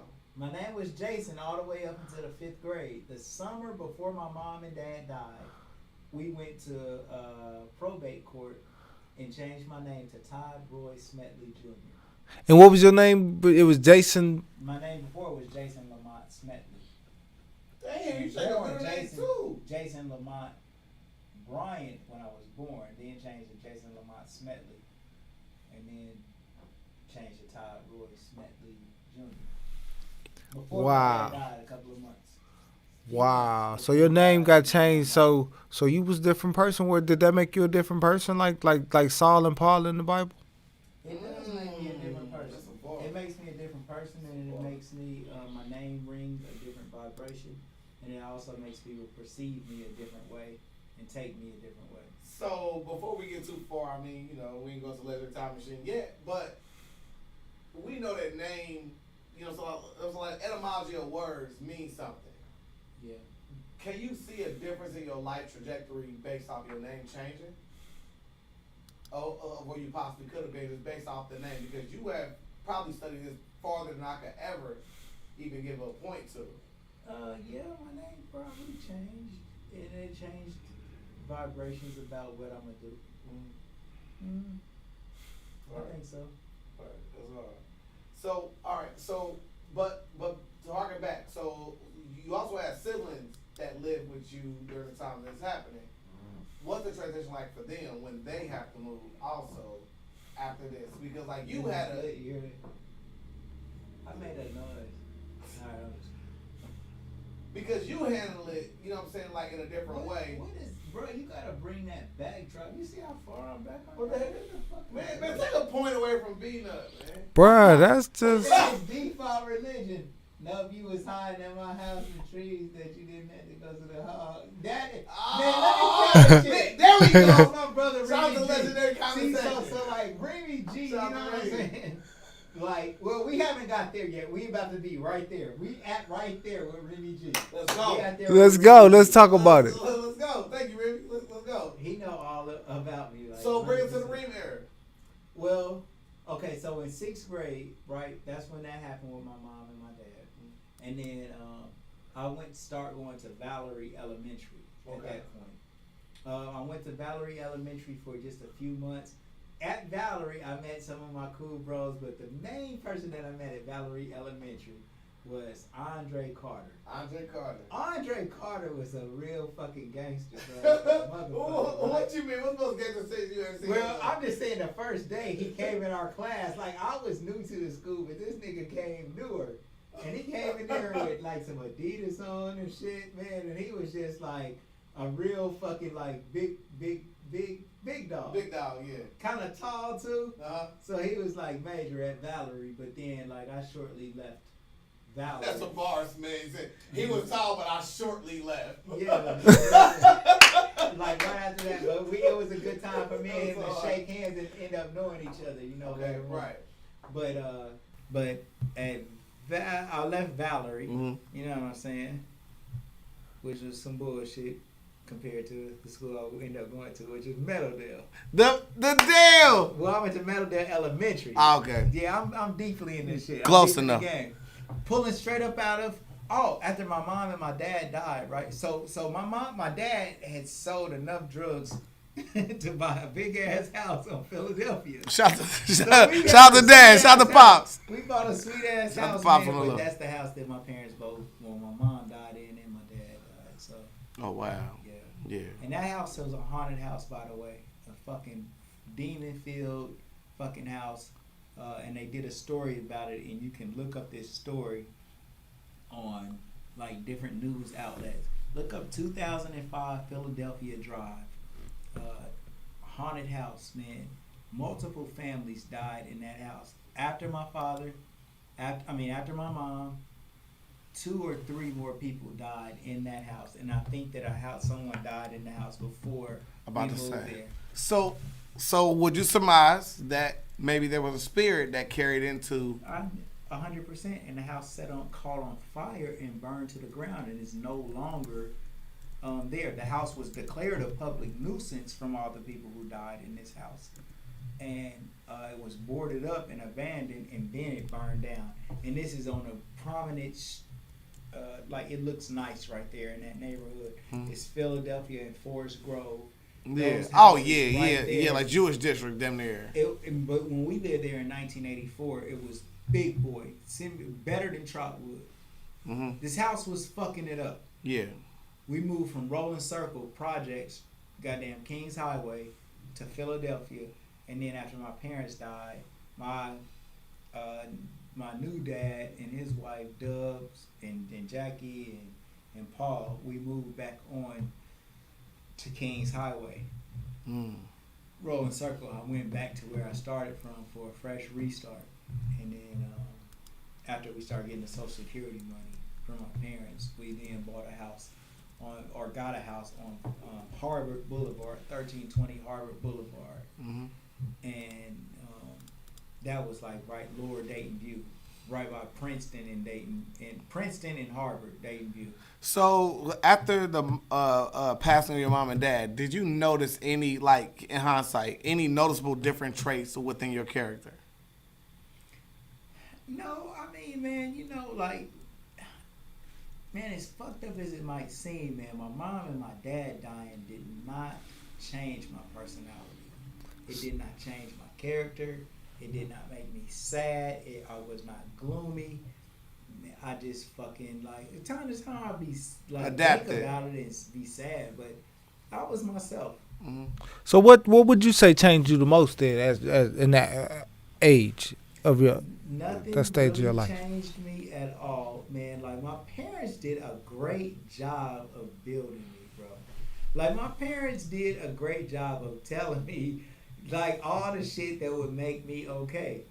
And before they died and fucked up, man, I think that they put a little nigga together, man. You know what I'm saying? And I just liked having fun. You know, I like laughing a lot. I like being funny. You know, I just like and that's all it was. And so, like, once I went to Meadowdale for a little bit, and that's when I met my brother Mike Nevins. Rest in peace to my bro. R.I.P. King. That was my best friend. We had our little rap group. You know what I'm saying? What name is rap group? I don't know what the fuck we called ourselves, but his name was Money Mike. My name was Todd T. You know what I'm saying? Todd T. This our rap. Let me say our rap. So listen, like we had a rap that. Let me get my camera. Hold on. Here I come. Hold on. All right, let me say my. He had a bottle on it when he do it. Go ahead. So my name. This was my rap. Listen up, homeboys and homegirls too. We gonna rock the mic until the night is through. Well, my name is Todd T. I'm one of a kind, and you ain't heard nothing till you heard my rhyme. Cause I'm a devastator, rap creator, rock creator, educator, motivator, terminator, something. No one. That's all, Beanut. Hey, that sound like that's from the '80s too, though. That was hard. That was it. That was my rap, and then Mike came in with his verse. You know what I'm saying? But that was my rap that I made, man. Me and Dub D, my brother Double. You know what I'm saying? Hard. Like, but I was a rapper. Yeah. In the 6th grade, like, man, me and Mike Nevins, and man, we went to like in my 6th grade, we was gonna have a talent show. You know what I'm saying? And like I went and I said LL Cool J's rap, like I'm bad. Rob Hood talking stuff, bro. He said something with your hat. Make fun of your hat. Well, listen. Oh, yeah. Okay. But this hat actually, my nephew T, man. T, his name Tremaine Hawkins, man. He's my young king, man. Yeah. He made his hat for me, man. You know what I'm saying? So I'm just representing my family real quick. Oh, it looks fucked up. Man, thank you, Hood. I'm trying. Y'all want to see my real motherfucking bird? Hey! Man, I'll take this shit He let them lions out. Them lions. Yeah, man. Lion. So, but that was my rap in 6th grade. In 6th grade, man, you know, that was my bro, man. Shout out to Mike Nev. He passed and shit, man. Later on in life. But that's my bro. And so that was our rap group. I think my how my mic doing? Man. Yeah. Like, look at the little level. Yeah, your mic. Check. I'm good. Yeah, you look I'm good. So, okay. So up to this point, you know what I'm saying? Like, when it comes to middle school, we always like to ask people. Mm-hmm. At this point, was there anything, was a precursor that could show how you become the legend that you are today? Was there anything that some early child, like up to this point, was there anything that played into you becoming who you are today? In middle school, no. Not yet. Okay. Well, but in middle school is where middle school was the time where I just start being cool with my bros that are my brothers today. Mm-hmm. You know, like, well, for example, like my cousin Remy. Okay. Like his mom, his dad, and my Remy mom. Watching, you gotta give us a Remy story for sure. Oh my God, man, we got so Give us the best one. Give us the best one. Damn, what's a good Remy? Oh, I know the best Remy story. I know the best Remy story. So Remy's dad and my mom, they was like really good friends. Okay, and so when my mom passed away, how did ever like Remy's dad was able? Me and Remy became best friends and cousins. Mm-hmm. But it was his dad and my mom was already so cool. So God brought me to somebody who would really care about me, man. Without his dad having to even try to go out and find me, man. So, that's hard. Well, his dad, man, was like, you know what I'm saying? Like he was a dad that we could all look up to, kind of like in the neighborhood. Yeah. And he was always just like, you know, like he just took me in and made me feel like, you know what I'm saying? I was always like with the family. Of... Yeah, a lot like that. Trey's dad off Boys in the Hood. he could be like that, That's man. hard. You know what I'm saying? Like real life, 100%. So anyway, his dad made this video of him singing. I think he was like smoking. Yeah, we were shooting camcorders over Reem's house. He had a bunch of shit, man. His dad was rich, and everybody was like, he lived in the rich part of the Dayton View. Me and Reem. Well, wait, there is a rich part of the Dayton View for anybody. Hell yeah, man. Reem's dad, Reemy lived in the rich Dayton View, and I lived in the rich Dayton View. Okay. You know what I'm saying? But his dad actually owned his house and shit and had the biggest house around, man. Right. So anyway, his dad did this, let's see, do anything for a rock or two. So we were saying that was a dope, man. That was the NWA song. Dope, man. But his dad like did that shit on camera, just singing the rap. And then me and Micah, bro, we fucking seen the video, bro, and we used to crack up at his dad singing this song and shit. Cause his dad kind of like he like he said the rear. No. Oh hell no. He was not like that, but he was a dad. A dad is always gonna be squarer than the kids that's coming around. Yeah. But he wasn't square at all. But he said the words a little different, like than a song, like do anything for a rock or two. And we used to fucking laugh so hard. But that ain't like Run DMC. Probably. I don't know. But for a rock or two. But like that ain't probably even my best Remy G story, cause man, like I would spend the night at his house every night, and he would spend the night at my house every night, and we like Remy got me on the basketball team at Fairview. You know what I'm saying? I played basketball my 8th grade year at Fairview. So up to this point, you didn't play basketball at all? Well, I played outside. Yeah, but never organized. But my cousin Remy was the best basketball player around. Like he ended up going to college for basketball. Okay, so this ain't. I'll fuck with people that's major. So Remy was there playing basketball, but I had to I was trying to play basketball too around somebody that was going to college eventually. Right, So no matter how good I might have been, I wasn't gonna be better than my cousin, and I wasn't better than him, and it was just so obvious. But he wasn't gonna let me be without. So he was so good that he probably talked to the coach, probably. And said, "Let my little cousin play." Yeah. Even though I'm older than him, I said, hey, he probably called me his little cuz. Our birthdays, his birthday is August 18th, and mine is August 7th. So we both Leos, and we both Shout out to Leo gang, like right there, man. So,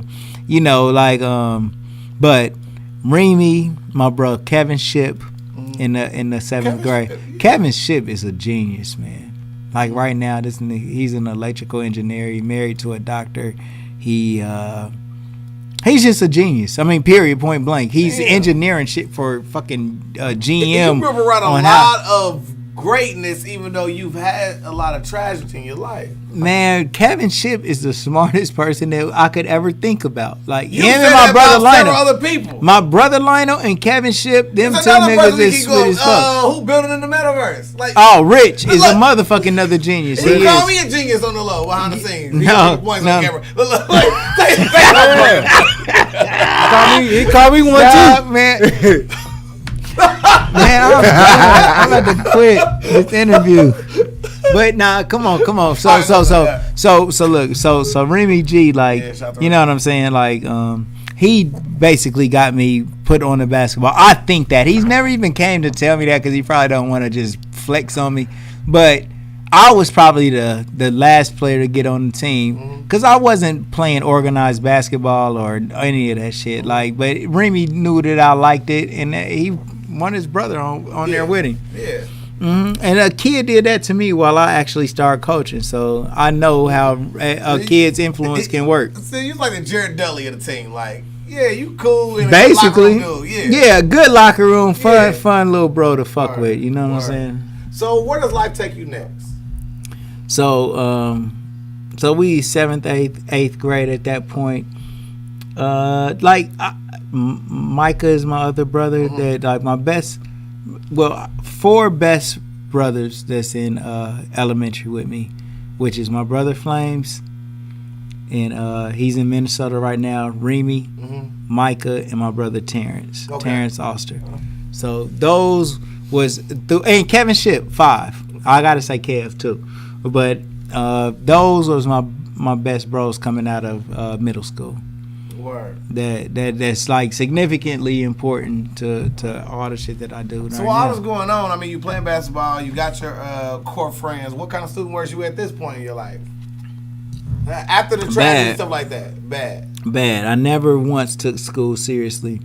I never even understood that it was something like serious. Yeah, I didn't even think that this like, shit. Wait, like this means something? Like, yeah, I thought it was like a daycare just while my parents was at work.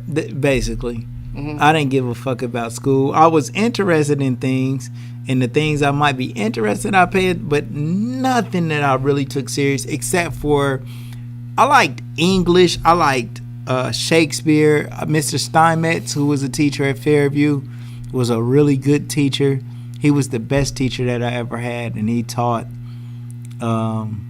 like arts. He taught English, but he taught us about Shakespeare and different shit like that. And I also liked history when I really sat and understood it. I like history too. So you was rapping during this time. Is the part where you writing? Is it only writing, or you just rapping? I write all my songs at that point, you know, but it might only been 1 or 2. Right. But you want a cool story? Of course. All right, bet. So when I went to one time, I went to a concert, and it was the Fat Boys, and it was a bunch of people, UTFO, and somebody else. Me and my brother Dub and Kevin Ship got tickets to this concert, and these motherfuckers was pushing and pushing and pushing. I was the shortest person in the whole arena. They was pushing and pushing. And somebody on stage was like, "Look at this little brother, y'all about to kill him." He said, "Man, come on up here, bro." He pulled me on stage in front of the whole crowd, bro. And then I got on stage like, yeah. And the crowd was going, and I wanted to rap. But I was scared to say something on the stage, bro. But if I would have said my rap that I had on deck, because I wanted to say it so bad, but I didn't say shit. So I gotta ask. Is that my legendary mistake? Is that your legendary mistake? It's one. Well, it's one because I was because most guests are so pompous and arrogant to say they had multiple legendary mistakes. But of course, I was the best rapper. At that point, for my age, if I would have said that rap on that stage, I would have fucking hit a lick. Cause man, it was artists there all over. I don't know if somebody would have picked me up or not, but my rap was good enough for somebody to say, let's fuck with this little young king. Man, that would have fucked with me. Wow. But the crowd cheered with me though. Like when I got on stage, I said, what's up? But I wanted to be like, give me that mic. Listen up, homeboys and homegirls too. Yeah, real shit. Word. So, after middle school, I mean, is there anything else prominent that happens in middle school that, like, you think we should highlight? Nah, I did have a dance. Me and Terrence Breen said, don't forget about hip and hop. Well, hip hop and dance group? Well, our name of our group was Hip and Hop. Me and Flame. TikTok dancer without TikTok. Well, back in the day, man, like dancers was part of a good rap act. So my bro Jazz Tyler, me, Terrence, and Jazz, we did a talent show that was sweet as fuck. Okay. And me and Terrence, we won that shit. It was Dante Coulter and them. Like it was like both people was like trying to figure out who won, but I think me and Bone won that shit for sure. Like I ain't gonna even like Dante and them was kind of like bully niggas, man. You know. Yeah. That's why people would cheer for them, but like us, we was like literally, we did a sweet ass routine, and with Jazz too. We came out singing "Guy." Me and Terrence came back out on stage. Is that Guy? I think it was. I can't remember the song. You said Guy? Yeah. Oh, yeah, it was like I like. Yeah. That was one of their songs, but you can have a piece of my love. I think that was the song we came out to. Yeah. But yeah, damn. Is Shout that out to Pac it? for him flipping that too. That was all. Shout out to Pac, man. Way better than Biggie. I don't argue with guests. Don't forget about him and out. Man, switch seats. I'll argue with your ass all fucking night. But So wait. Do you think Biggie bad? You think Biggie? Okay, never mind. Biggie can't fucking hold Tupac's jock strap. so Yeah. You know that, and you know that. So what are the roles? So no. Can we still talk about middle school? Because I mean, like Middle school. When did Ohio Coalition start? Ohio Coalition. You can feel the presence of some ballin' ass, never falling fast, always bout our cash, in and out of lanes, got that Jane, got that Selly. Find a little hoe and we gon' mash to the telly. Where that beer at? What? Sipping on skate and Corona. Tripping off these niggas hot as fuck on the corner. They was tripping off of me. Got my mug on zombie. What? Looking at my Nina, I got the equipment for a robbery. Look at the legendary man. Wow. He been waiting. Looking at my Nina, I got the equipment for a robbery. He's spitting. What's Go up, ahead. though? You might Talk as to well me start a nice. What cipher are the here. roles? That's all. Let's start the cipher. Go ahead. So what roles lead to the Ohio Coalition? Well, Ohio Coalition came much later in life. You know, like that was, After high school? yeah. Okay, well, That's after high school. Well, let's park that. Okay. What about high school first? Let's talk about high school. High school, I went to Patterson and Meadowdale. First, I went to Patterson. You know what I'm saying? That was real cool. You know what I'm saying? I met some real kings down there. You know, and then my brother Micah started going to Meadowdale, so that's where I wanted to be at, where my bro was. Man, Micah, in a lot of ways, man, like Micah is like. That's just my soulmate, brother. You know what I'm saying? He teach me a lot, but he always was with me too. Like I looked up to him, but he always was with me. Like he'd come over our house more because his parents, everybody can't go over his house, but he could come over our house and just be who he was, and everybody was over there. And he's such a charismatic person, you can't help but to be like him.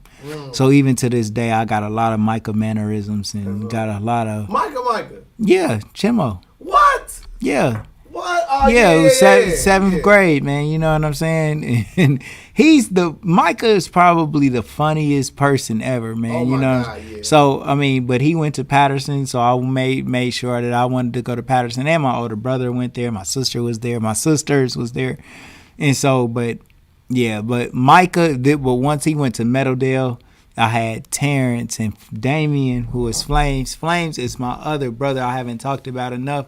But he is a huge part. Like his mom ended up becoming like my mom. His mom looked like my mom.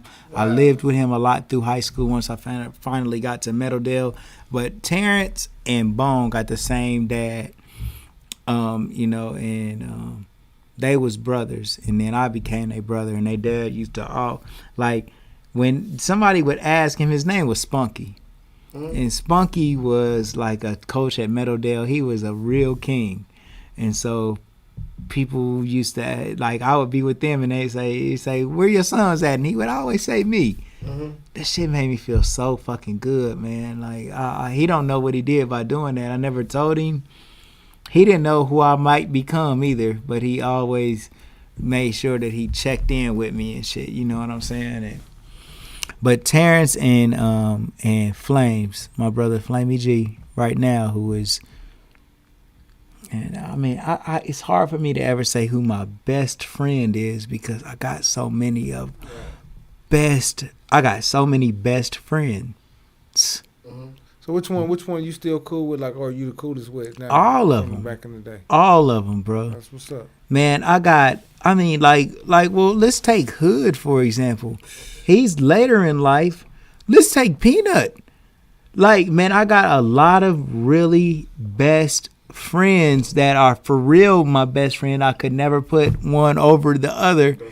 But when I hear people say they don't got no friends, man, I actually got like about maybe 10 to 15 best friends. Damn. That none of them, blessed. and they are really my brothers. Mm-hmm. They really my brothers. So I feel like if it came down, man, I would fucking die for them, and I think they might die for me. Absolutely. Yep.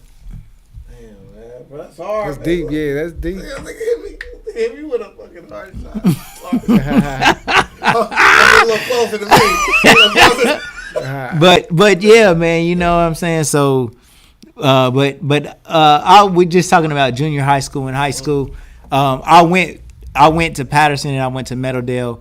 Micah was the common denominator in both of those, man. And my brother Chimo, like, man, that's my brother from, goddamn it, like, we'll talk forever, you know. So one thing that I like to already categorize Meadowdale as, we got our freedom at Meadowdale. Like, I know other than with the other schools, and it was like, man, we could run the halls a little bit. Like, they gave us just enough rope for us not to hang ourselves.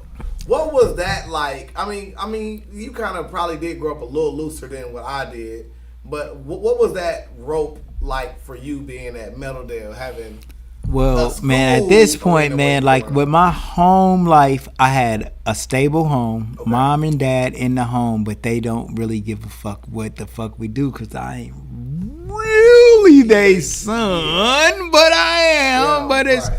So we want the best for you, but the best for you also. Do your thug thizzle. Be your authentic self, but do your best. Man, I could do anything I fucking wanted to at any time I wanted to, and do anything, whatever it was I wanted to do. And my brother Dub was good. My older brother Lionel, who is like a dad to me, that I would never tell any fucking bad thing that I do. If I start smoking weed, if I start selling dope, if I start doing any motherfucking thing. Start hanging with Peanut on the podcast, you would never tell him no shit like that. He would know that because you a good thing. But anything that I fucking thought that was fucking fatherish, my dad, my brother ain't fucking gonna ever know about that. Like, I'd probably still never tell my bro I smoked weed before. You know, he probably know. Right. Yeah, you got it. Viral clip today. Right, that's the viral clip of the day. He told you to smoke that back up. Yeah, but I don't smoke though. But I will. You know, I will. Not against I will. You know what I mean? This is CGI. If anybody sees Smed with a blunt, it is CGI. And it's only no, it's not that, but it's just like right now, like, it's a time to do business, and then it might be a time for you to just build and reflect.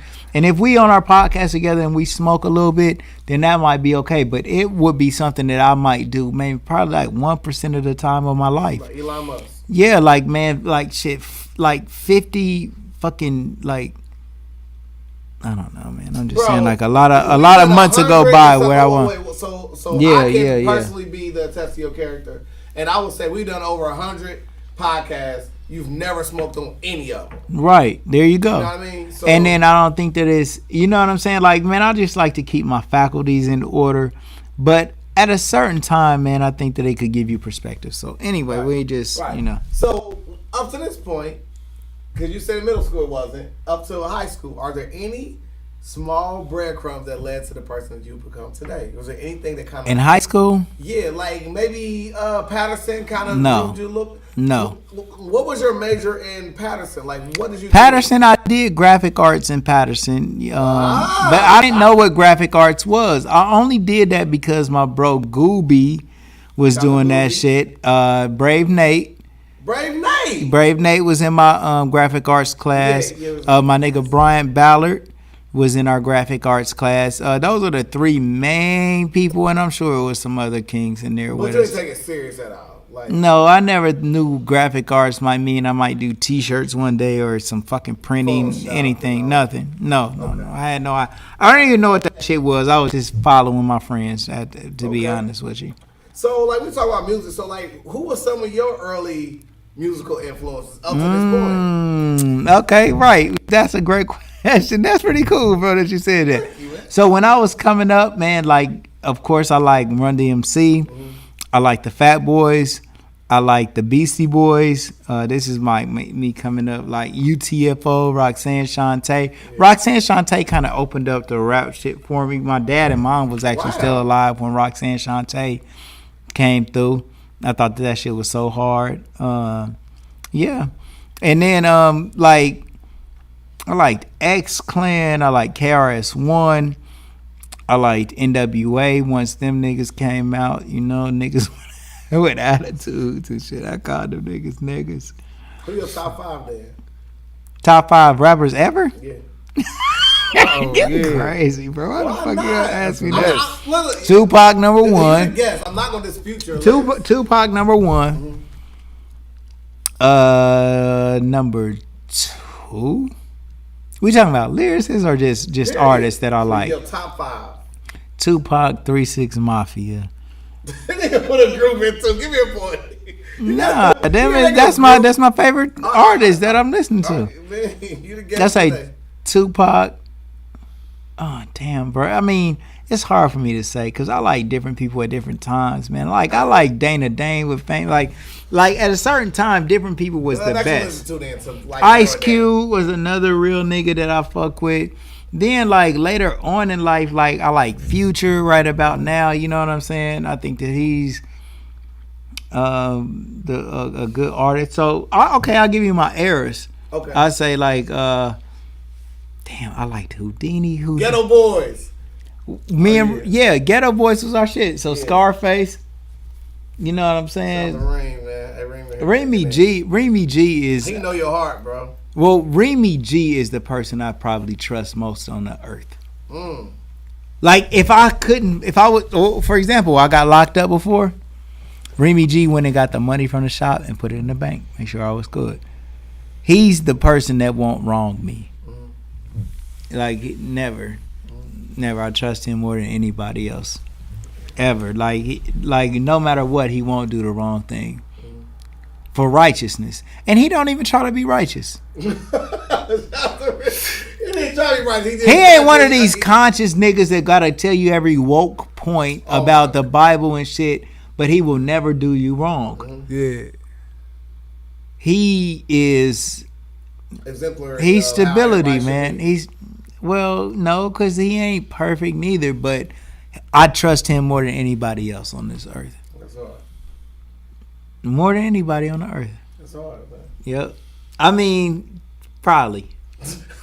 He said probably. He said in his blue bottle, boys. All right, so we got loosely through your top 5. You named 7 people. So where does life lead you? So where does go to commercial?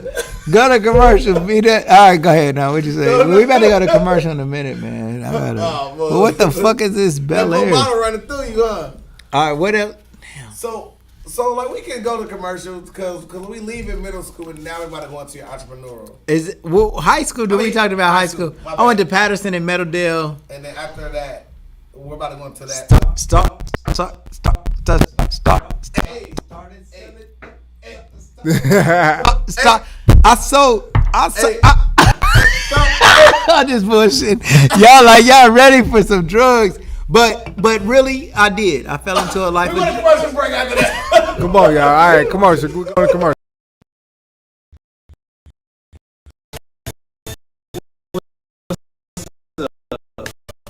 I wanted to announce that we do have a brand new film studio and video studio inside Tshirt Kings. Photography. So if you want to have a photo shoot or anything like that, we're having to shoot as many pictures as you take. We just email them all to you. You don't have to worry about prints. You get your pictures back before you leave. And so everything that you've always imagined at a photo shoot or that video production, we're bringing it to you.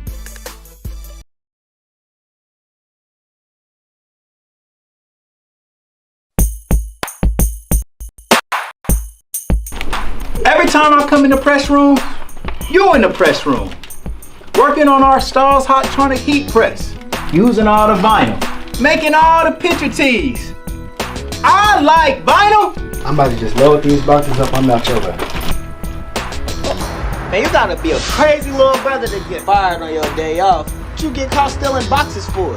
Man, I didn't get caught stealing no boxes. He said he caught me though. You get our rent paid. Why don't you go in there and ask the girls real fast to see if they help us pay our rent?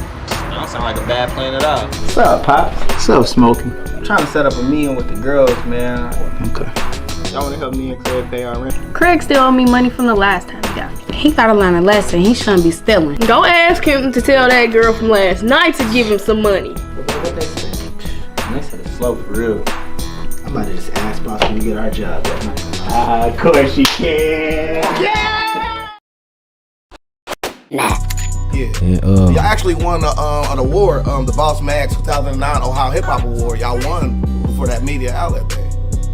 man, I don't even know. Yeah. Like y'all won. He didn't even know he won it. What'd you say? Who was it? You won the Boss Magazine 2009 Ohio Hip Hop Award. Congratulations.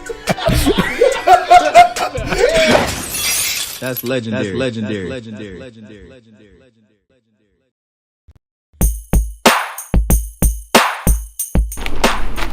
Every time I come in the press room, you in the press room.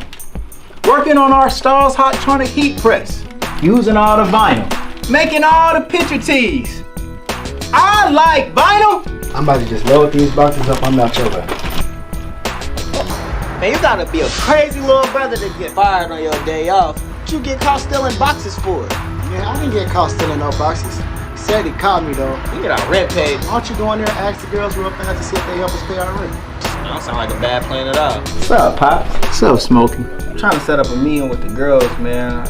Okay. Y'all wanna help me and Craig pay our rent? Craig still owe me money from the last time he got me. He gotta learn a lesson. He shouldn't be stealing. Go ask him to tell that girl from last night to give him some money. What they say? They said it's slow for real.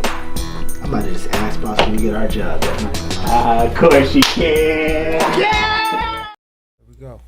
Yo, man. Listen, man. Thank y'all for everybody tuning in, man. Listen, man. We got a lot of people that's tuning in, man. We ask that y'all share this, man. Like, it's so many likes in here, so many comments on here. Just reshare it, man, because I promise you, it's gonna be somebody who knows somebody that knows somebody that knows exactly what we're going through right now. And I promise you, man, it's Keep only that gonna camera bring on me, Beanut. this great This one. level of content, man, is what we produce right here on the Legendary People My kids Podcast, man. can You hear guys, make sure you guys go to our YouTube channel. Please like, share, subscribe, hit that notification bell so you guys do not miss any update, because I promise you, from all of these legendary interviews we've done over 100 already. Damn. We about to double back, because this is the season finale right now. We're going to double back. We're going to be dropping clips from some of our greatest interviews, which is going to, make you guys want to watch the full interview. So we'll have that with a list that will literally take you to the full interview. So please make sure you guys head over to our Legendary People Podcast so you guys can catch up on every single video that we've done, because season 2 is going to be something just for you, man. So, Yeah. Smed, we paying bills real quick, or? Man, Sheiks for breakfast, Agnes All Natural Grill for lunch. If you're ever injured, call Michael Wright. Put them hearts The on shoparea.com is like the baby Amazon, from the store to your door in 4. And when you want to get a little bit, give with my bro Antoine Cunningham, Kiara Wine. T-Shirt Kings, mobile.com.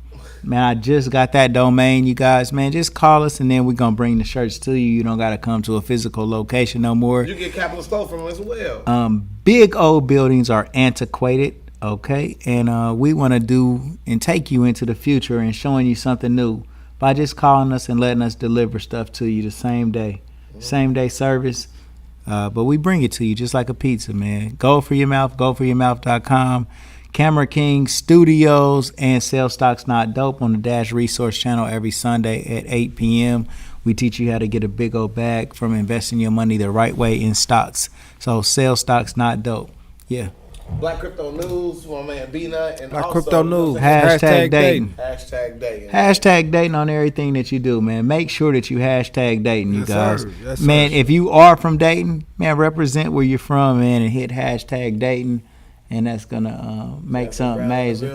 Jazz. What's good, Jazz? Jazz, What's what's up, up? Jazz? YQ. Yeah. YQ means young queen, man. What's up, Jazz? Okay. Man. So, we are knee deep in the story, and now we're going into one of your legendary ventures, which is Ohio Coalition. So we've already kind of got a lot of that, or do you think we missed something in the midst of you building Ohio Coalition? Well, high school for me, just to kind of put that in a bow. Yep. High school, I had a pager in school. Oh, yeah. And then I ended up getting expelled from high school from having a pager my senior year in high school. So I did not graduate. Telecommunication device. Well, back then, a pager was something that people who sold drugs had. And so, that was something that actually my bro had ended up going to jail, Micah. Yeah, my bro had went to prison and he gave me his pager, and then I ended up getting expelled for having his pager with me. And so it was just kind of like fucked up. And they kept the pager? Or do you get expelled and they give it back? Okay, yeah. I don't remember. Yeah. But I just got kicked out of school. But I got kicked out of school, and then after that I started selling dope. So like, to me, like I remember when I first started selling dope. I probably already had maybe tried to sack up some weed and sell that a couple of times, but I'm like 16 or 17 at this time. But at this point in time, you go full-fledged, you out here. Yeah, I mean, I sold dope a couple of times when I was at Patterson, and this was just pieces. Like I got on with $100 block and then chopped it up, and me, Gary English, and Hannibal Motley, we kind of walked through Westwood a couple of times. They lived in Westwood, especially Gary English. And Mike, we walked through Westwood, probably made a couple of sales, just like little shit. This was when I was in the 9th grade, you know what I'm saying? But I fell off, like I did it once and then stopped, never took the money and never got back on again and stuff. But like I did that once or twice, and then after that, like I just kind of understood that I could probably do it, but I never felt like that was something that I would want to do so much. But I knew that it wasn't. I never seen it as being bad, so it was something that I might be able to do again. And then once I got expelled from Meadowdale, I moved into a spot where my bro Greg Uloho was at this time, and Greg Uloho was he was living in the basement. Gus Uloho and my brother Dub got a baby by the same girl. So Augustin Uloho, who is also an owner of Uloho's, but he died. Him and my brother got a baby by the same girls, but his little brother, who is Greg, lived at that house too. So me, Greg, we was all in the same house together. Greg wasn't necessarily hustling. He wasn't selling drugs at that point, but he was I think he was selling stolen radios or some shit. Yeah. You know what I'm saying? This is a long time ago. This is how we fucking just was at this point. We didn't even come up from this, but this is where we was. And so me and my bros, we go back a long way. But yeah, that at that time, man, we used to have little dope fiends just coming through and so bringing us customers and stuff. So after you got kicked out of school, did you get kicked out the house? No, I didn't get kicked out the house. I was still at a house. We was living at Lexington Lodge on this point, right on the corner of Salem and Lexington. It was it's like a big apartment building. Almost. Yeah, right behind BP. Yeah. Right behind BP. And then my brother's baby mama had lived right there on Neal. So it wasn't too far of a walk for me to just go over there and just kind of just set up shop in her house. Right. Just get it in. Okay, so during this time you are, you are off the porch, nobody there to reel, nobody there to reel you back in. You're selling drugs. What is your goals at this point? What is your drive? What is something you wanted at that point in time? Who were you at this point in your life? Man, all the while that I was just hustling, I was still the same person. I never viewed myself as somebody that was a street person or a street nigga or any of that shit. I just was just pretty much just hustling. I got a pack and I'm just going to sell the shit that I got. You know what I'm saying? To people who wanted it. Not like I was a criminal in any which way ever, but as Beanut says, nigga, you playing a certain game, you got to know what game you playing, and whether you want to participate or not, you still subject to the consequences that could happen. So speaking of which, were there any close calls in the streets? No, not at that point. I never had no type of close calls where I feel like, oh, I was about to get busted or something like that. I wasn't that deep into the game or anything, but I was just getting on with maybe like a quarter ounce, and then goddamn it, flipping that, go get another one, you know. So what made if you? I could, and maybe might sell some weed too. What made you choose that at that time? You know what I'm saying? Like, what was your like? Okay, I'm gonna pick up this and sell this instead of. I thought that it was readily available. I was like living in Lexington Lodge. I was living in Lexington Lodge. Like a couple of Dion Barnett is another person that is like in my life at that point. That's my big bro. He was like a hustler, and I knew that he sold dope and made money from it. A few people I knew probably sold a little bit of dope and made money. So Dion Barnett, when we interviewed him, he told us his legendary handshake when he met you was, you know what I'm saying, you was living in a certain area. What, it was Jefferson? No, we was living in the View. He lived on Euclid and I lived on Harvard. Yeah. So, like, take us to that part, and let's do the reverse. What was it? Where were you at in your story where another legend intersects with you? What is? Well, right after my mom and my dad died, once we started getting our Social Security checks, they took that money and got us a house out of the projects on Rolling Circle, Otterbein, Gettysburg. We got out of there and then moved to Harvard. Boom. Moved right. Dion lived behind us. Well, Dion wasn't the reason that I necessarily started hustling, but he was my closest friend that did. That did, okay. You know, and then also my big brother, Jamie McGee, like he also was my sister's boyfriend. And I think I might have found out that he might have hustled a little bit. But none of them made me do anything. Like, I did this shit because it was fucking around. Yeah. It was around. Like, nigga, let's get you know what I'm saying? This was some listening to the Ghetto Boys, you know what I'm saying? And shit like that, you know? Yeah. Come on with this one. Don't talk. Talk to me nice. I love this shit. So where does life lead you next? So life leads me next. So let's see. I'm on Neil, hustling. Man, from Neil, damn, I can't really remember what happens after that. Like, I do a bunch of shit. Oh, I know what happens. That changed. So when I turned 18, I got a little inheritance from my mom and my dad passing away. Okay. I got like 10 bands or 11 bands. And so then I took that money and I got me an apartment on Central. Okay. Once I got in my apartment on Central, like I did that and I bought me a Chevy.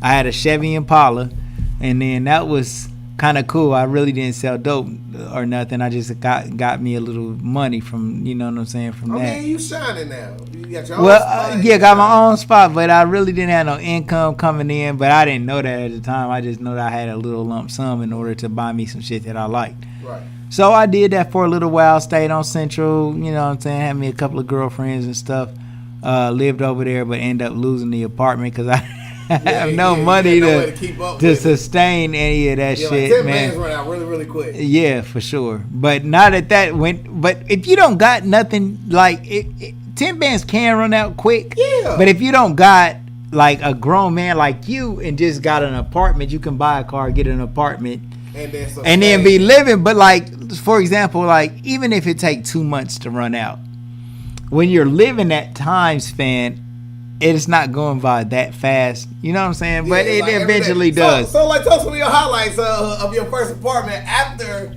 all this stuff in your life. So look, I love doing this. So after you all you've been through already, now you get to the point where you got your own spot. Well, let me go back. Okay. So in high school, in like, I get my first baby mama pregnant. Oh wow! And so in high school, like right when I'm about to graduate and be my own, I got my first son, which is young Smed, Michael Smed. Yeah. You know, and like that was somebody that I really loved, I cared about, and but I didn't really like understand a bunch of shit, you know what I'm saying? But But with my son, I always knew that I had him, and I always wanted to come through and be there for him. But I was homeless. I was kind of selling dope out of bandos. I was a lot of places. But with my son, I always was around. Homeless, like moving from couch to couch. Have you ever physically slept outside? No. Okay. I never knew, but I could have if somebody didn't let me stay there. But I always had a car. Well, I slept in my car. Does that count for outside? Yeah. Well, I slept in my car a lot. Like, I did that plenty of times. But I still had my son, and I was kind of getting on my feet and stuff. But one thing that I always tell my son about that I'm proud that I did was that, like, I used to go to this one place called Labor World and work. Yeah. And get paid every day. Yeah. And I went to Labor World, worked every day, like probably 4 or 5 days, and saved up enough money to get my son this big old Power Wheel for his birthday. That's hard. And got his Power Wheel for him, man. And I didn't have shit. I was still living in my car and sleeping outside and sneaking in Flame's mom's house. Flame was in jail in the county or something. I didn't have nowhere to live, so I was just like staying in. But Breaking this out. His mom would let me stay there, but I didn't want to ask her to impose. Ask a question. So, like, as being a, you know what I'm saying, like a father, and you doing that sacrifice to me, you know what I'm saying, like nothing come without sacrifice. So instead of you taking that to you better your circumstances, you went and then bought something to make sure your child was having a good situation. Was that energy reciprocal when it comes to the child's mom during this time? Probably, man. She, man, I can't say nothing bad about her. Like, we was both young. I would get on her nerves. I wasn't a perfect father. I wasn't a father that was there every time and every day, So she got reasons to fucking, like, complain about that, because this is an everyday job having a child, you know? Right. And so, it ain't no days off. But because I was unstable, I did have days off. And my dad and my son feels the effects of that shit too, you know what I'm saying? But I was always concerned and always there about my dad, and I mean my son, and I never left him. Right. I've never left him. A couple of days, nigga might have didn't answer the phone or wasn't there vertebrae. But for the most part, my son, in the end, he ended up coming to live with me, and I try my best to just show him stuff, and he's always a part of every major thing that I do. Right. My son is always a major, and like, he just he's a special king, and I love him. Like, he's my little bro. So, like, what is the first hand that gets you out of homelessness? Well, Skeeter Fly had a couple of little businesses on the isness. Shout out to Skeeter Fly. You guys check out his legendary interview, man. The 4-hour interview. The long interview we got action-packed. Yeah, man. My cousin went and got a couple of little chickens on the east side, man. And I don't call them chickens because them is my babies right now. My sisters, man. Both of them is my people. So sorry about saying that. But from a nigga telling the story point of view. Like, he found a place on the east side where 2 girls where he was like, and their mom let him stay there, and he said, come on, cuz, you can live over here with me.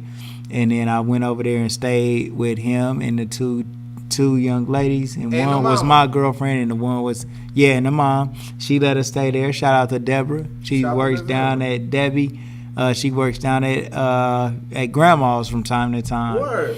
And she let us stay there. And until I end up getting a job and being able to get my own apartment. What was your first job? Well, I had plenty of jobs before. My first job, you want to know my first job? Yeah. My first job was Flyers Chicken on Salem and Hillcrest, and it became Rowley's and all kind of shit. But Flyers Chicken was my first job where me and Nate Grant worked. And then after that, I worked at Noble Romans with me and my bro Tony Allen and Bronco Bianco. What's Noble Romans? Noble Romans is a pizza place. Okay.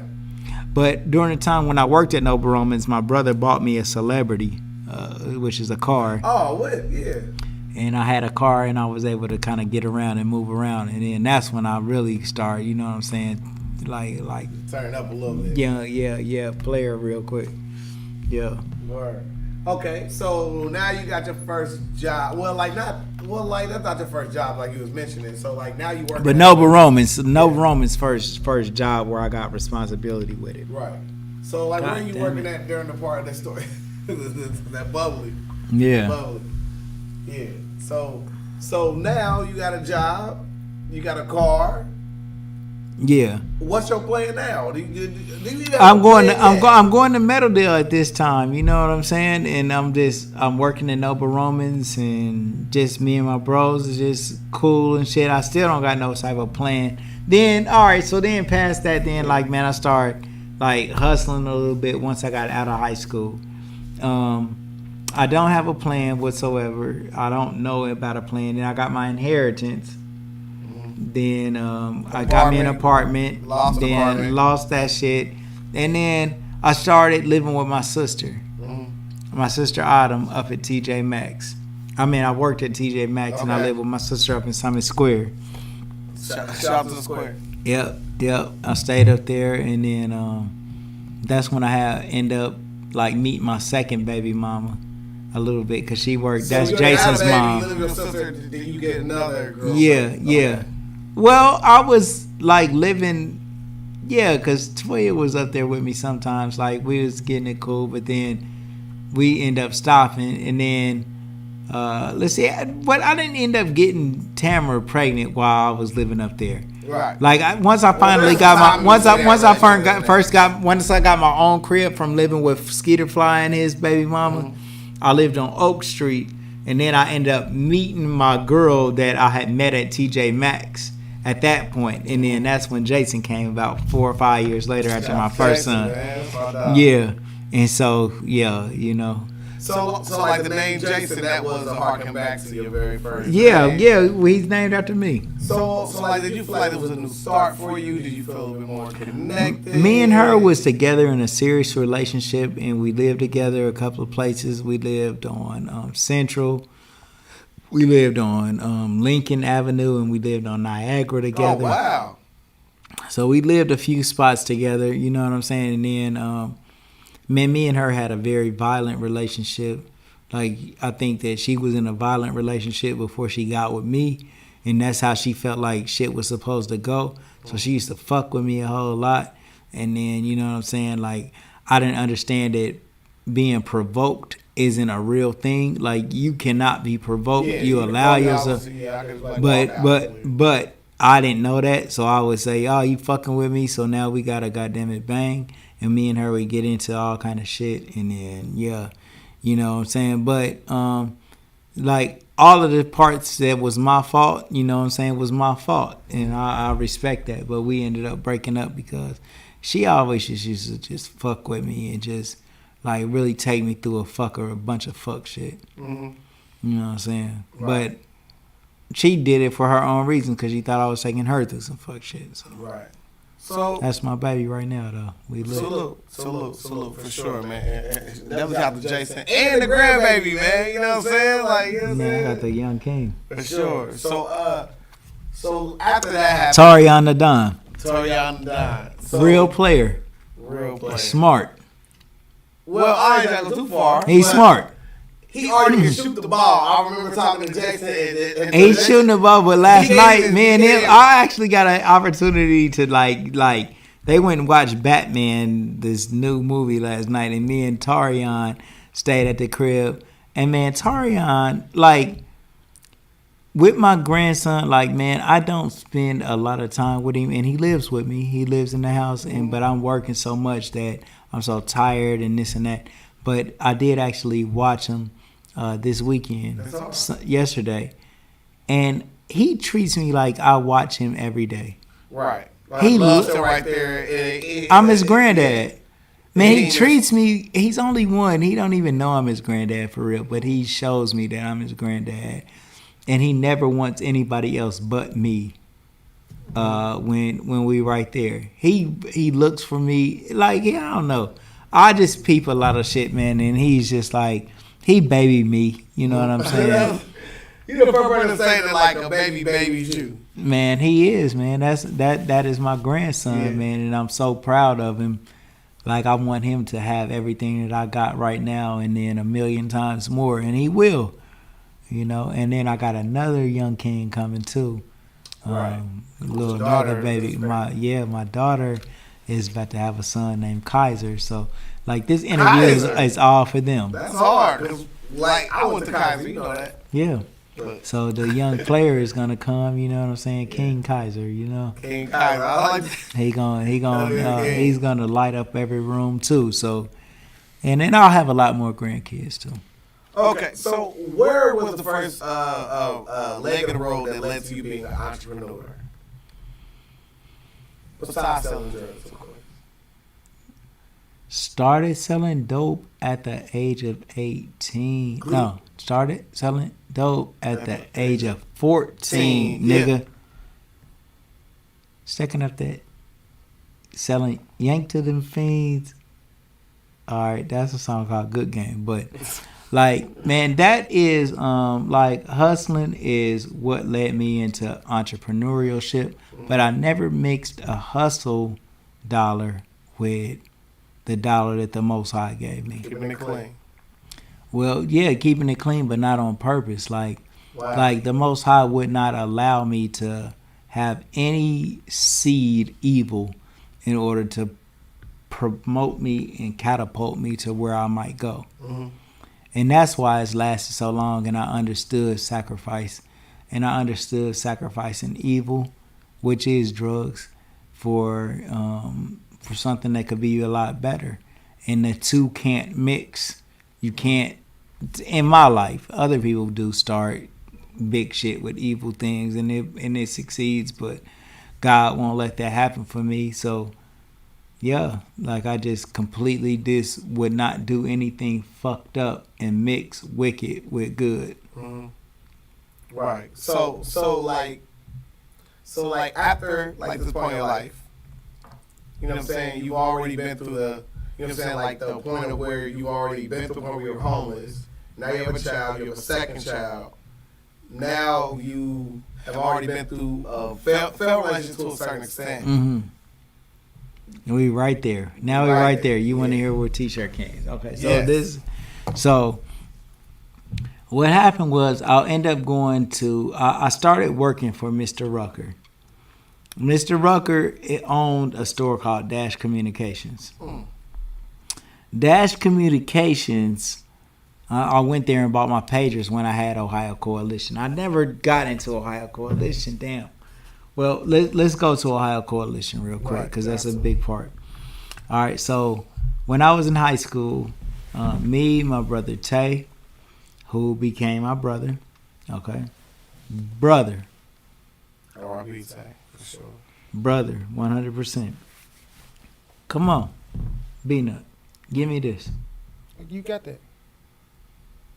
My brother Tay, Ralph, Wally B,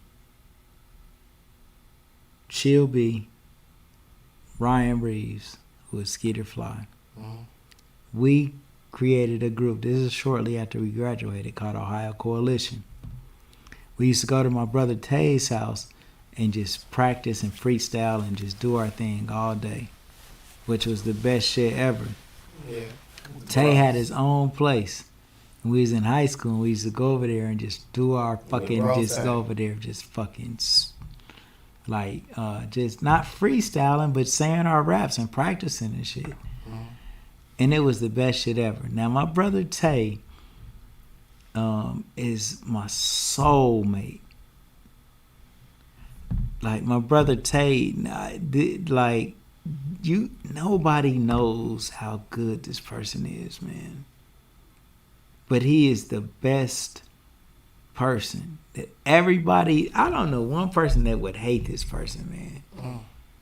Now I got all my game from fucking Tay. Like, man, I ain't nothing but motherfucking Tay. Right? You know what I'm saying? But somehow Tay treated me like I was the best motherfucker that he ever fucking. He say, damn it, my brother June is the realest nigga that you could ever fucking come around. Where did the June nickname come from? Because your birthday's not in June. Well, my name Leo, obviously. June comes from my name being Todd Smedley Jr. Oh, okay. So my family, my sister, my brother, Shout out to everybody Chef. call me June. Mhm. That's you gotta know me from the goddamn root to come there.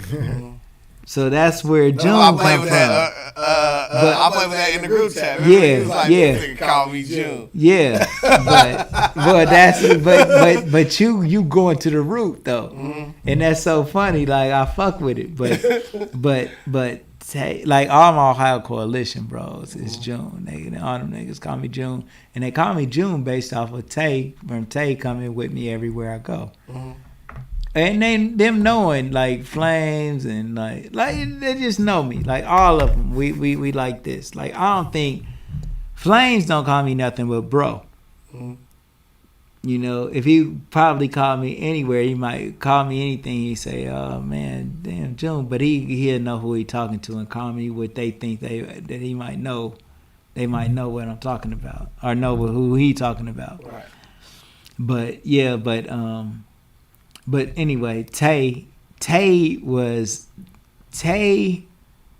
We had all kind of leaders. Like my big brother Wally B is a fucking leader. Like all of these bros is so fucking like important. Like they're molders, man. Right. They're kingmaker. Wow.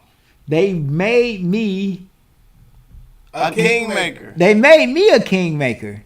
But they made you the but kingmaker. I'm only their little bruh. Right. Ralph, I'm his little bruh. Right. But I always was fucking like around. How can I say this without repeating? Like I was younger than them and they little bruh, but I was the nigga that motherfucker would try some shit. And they like, I became a leader. Right. I can become a leader in my role with them, but not their leader, but a leader that they fuck with to follow this, what I'm doing, like putting out a music CD or putting something there. But they might be my leader too when it comes to being cool, when it comes to being fucking like this or that. Like we change leadership roles depending on the situation. Yeah. And they've been my leaders, and I ain't gonna lie. Salute to them for sure. They worthy. Ralph is a fucking rap leader that every nigga wants to fucking have on their shit. Chill B is the most fucking. That nigga don't do nothing but give me the confidence I need to keep going. But he's such the man. I'll talk to him for fucking 100 hours. I'll talk to him for the rest of my fucking life about shit, and all he might keep doing is just like we talking about shit, and he debates me on points, but gives me praise, Right. and tell me how fucking much he love me, Right. and I'll fucking tell him how much his encouragement just keeps helping me, and we talk about like Chill B. Chill B name sound like a person like that. Like, Man, you his name can't. is cool. Ain't It's perfect. nobody Perfectly fucking matched. with him, man. Right. Man, Skeeter Fly. Skeeter. Man, this nigga will fucking. Skeeter might fucking either. I don't know what he might do for me, Oh, come but on. I'm gonna tell you what I've he heard has this done story. for me already. Okay. Like everything, and I did everything for him. He didn't have nowhere to go, and he'd come with me. I didn't have nowhere to go, and I come with him. Nobody even knows, like right now, cause he's the wildest nigga, and people think I'm the fucking calmest nigga. Yeah. They don't know. Both opposites, but y'all can But switch. me- Anytime y'all wanted to, y'all can switch. Well, they don't know that he is my brother. That fucking, if it's a million niggas in a room, I'll always be like, oh, hey, him. Or if I was dying, he would fucking give his life for me. He would. Like that Skeeter Fly is my fucking, like, deeper than cousin in your veins. Yeah. That is, like, we are a group and we brothers and we'll kill for each other, man. Skeeter Fly, Ralph, Wally B, Tay, Chill B. 5, Ohio Coalition and SMED. So tell me the Tupac story with the Ohio Coalition. Well, we wanted to go and perform at the Tupac. We wanted to go and perform at a concert Tupac was gonna come to, and we our raps was so militant, like fuck the police. Every rap that we made was fuck the police, and like we said that shit in a crowd. I mean, to some judges that was like kind of whitish a little bit, and they didn't let us perform. But we was the best rappers. Like, it's no doubt about nobody was better than us. Like, I mean, I don't give a fuck who they was, cause we was social and street, and we was lit as fuck. Like, yeah. So you did get a chance to perform in front of Tupac. It was at Roosevelt, right? The legendary Roosevelt. We did not perform. That's what we tried out for, but they didn't let us do it. Okay, but were you in the building with Pac? Did you get to see Pac?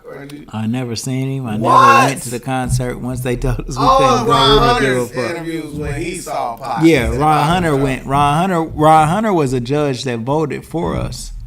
Okay. Yeah, Ron Hunter, like Ron Hunter is like the greatest motherfucker to me too. You know what I'm saying?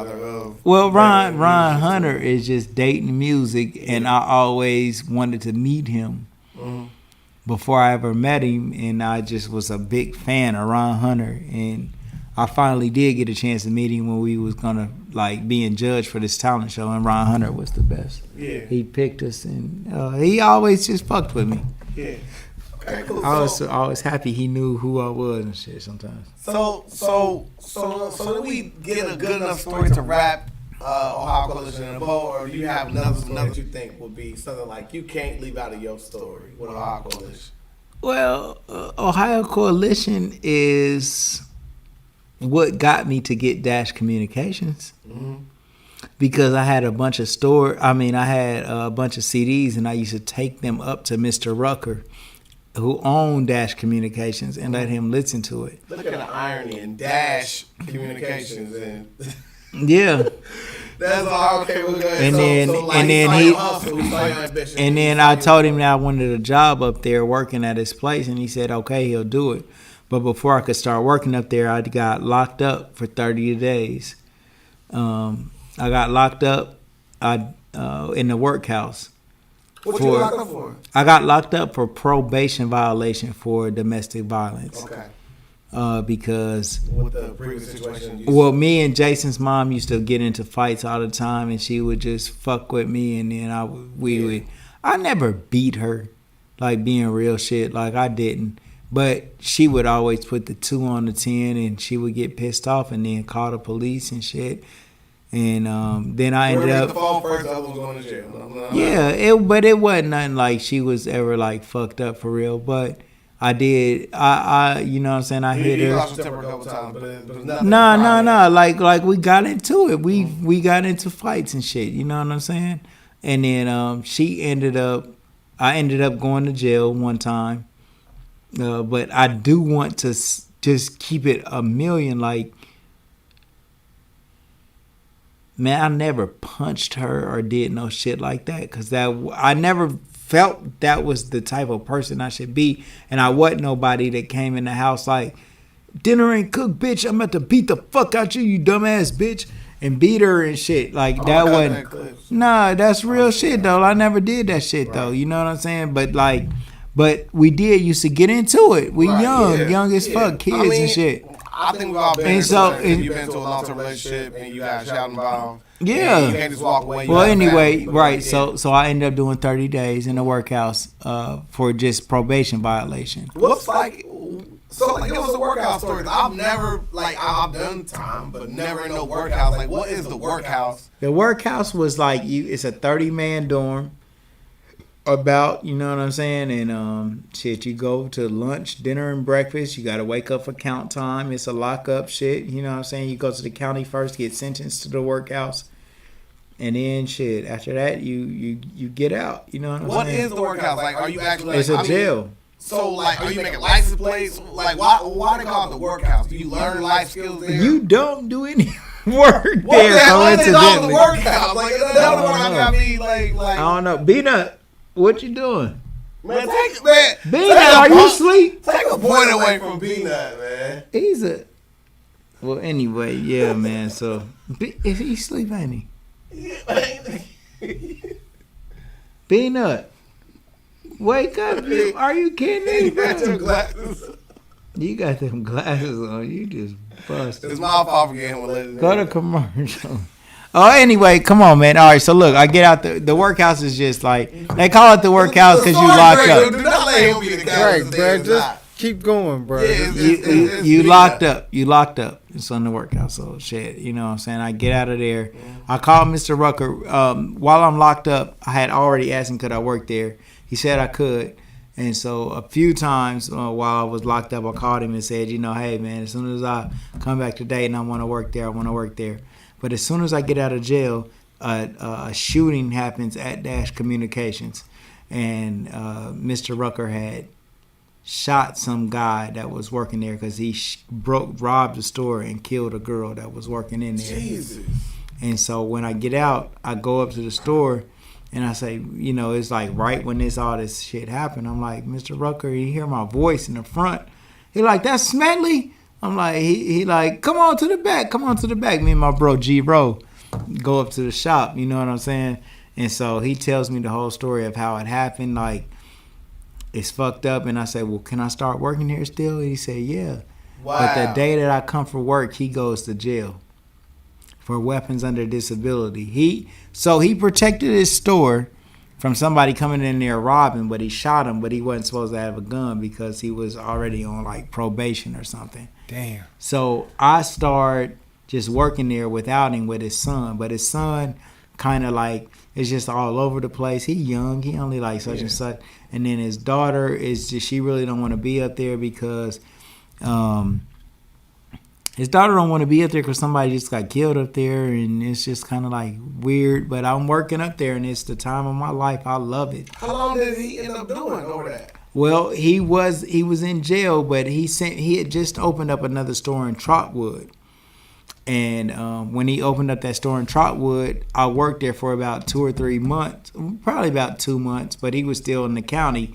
And he said, Smed, go out to the store in Trotwood and run that one. And then let his daughter. He put you in position. Mm-hmm. Because I was doing good. I was there every day. I was picking up his son, bringing him to work, taking care of shit, rolling it. And then he had opened up 2 stores. He had another one in Trotwood. He wanted them to run the one on 3rd and then run the one in Trotwood. But Tracy didn't want to fuck with the one on 3rd no more because that's where the girl that got killed. My girl Tracy Rucker, man. I love you, queen. And then, so after that happened. This is your very first bite of management. In a way, yeah, because I brought my brother Wally there. Mm-hmm. Well, there's another spiritual part to the story, but Peanut, go to commercial. I mean, Beanut. I gotta piss too much for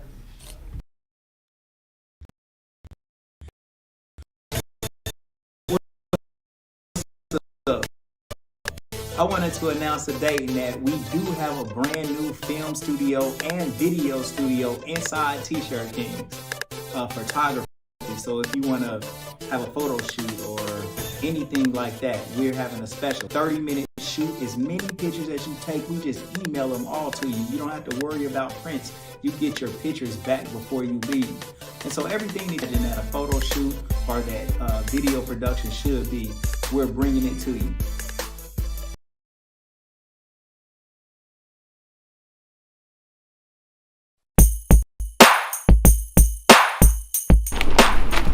Every time I come in the press room, you in the press room. Working on our Stars Hottronic heat press. Using all the vinyl. Making all the picture tees.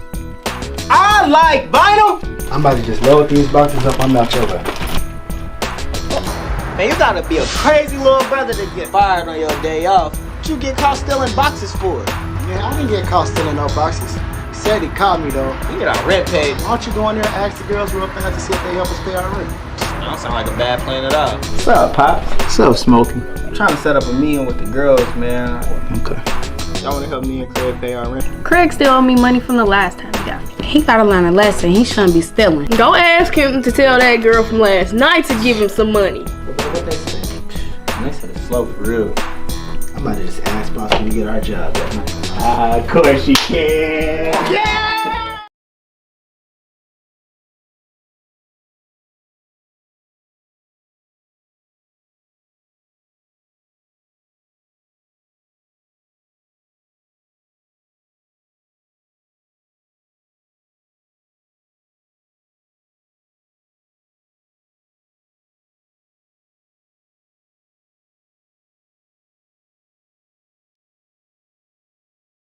What's up? I want to announce today that we do have a new film studio and video studio inside Tshirt Kings photography. So if you want to have a photo shoot or anything like that, we're having a special 30-minute shoot. As many pictures as you take, we just email them all to you. You don't have to worry about prints. You get your pictures back before you leave. And so everything that you've always imagined at a photo shoot. Man, listen, man, thank y'all for everybody that's tuning in right now, man. We are literally in the middle of a legendary story, man, by the legendary person himself, man, my man Stacker Smed, man. Please make sure you guys are sharing this video so somebody who knows somebody, everybody knows Smed. And of course, you feel me? Please make sure you guys go to our Legendary People podcast. It is Legendary People podcast. It's not spelled with any type of ebonics. We literally have everything popping. Go there and make sure you guys subscribe. Hit the notification bell and make sure you guys do not miss any of our content. Because I promise you, if you guys have not watched all of our episodes, we have a run back of a lot of our viral clips that we have not unleashed yet. Please, guys, go over there so you guys make sure you guys do not miss anything. Because this is the season finale. So please make sure you guys are sitting here watching the entire show, because there's going to be some things going on, and we may give something away for free, man. You know what I mean? Like me and Smed in the building. You never know. Beanut in the building, you know, so he may give away some crypto or something, man. So please make sure you guys are sharing this, because you may win something off just sharing this information today. Huh? I don't know what he said. So anyway, so back in the middle of this story, man. So, bro. Yeah. We are now in the middle of a story of the Ohio Coalition, and we're talking about the greatest stories. We're talking about your pop story and you trying to perform. Yeah. And then now where we are. So with Ohio Coalition, I took it up to Dash Communications to let him hear it. Mr. Rucker, I had my pager up there. Mm-hmm. I was hustling at this time and still kind of putting together Ohio Coalition, going to the studio, recording and putting stuff together. But I took it up to Dash Communications.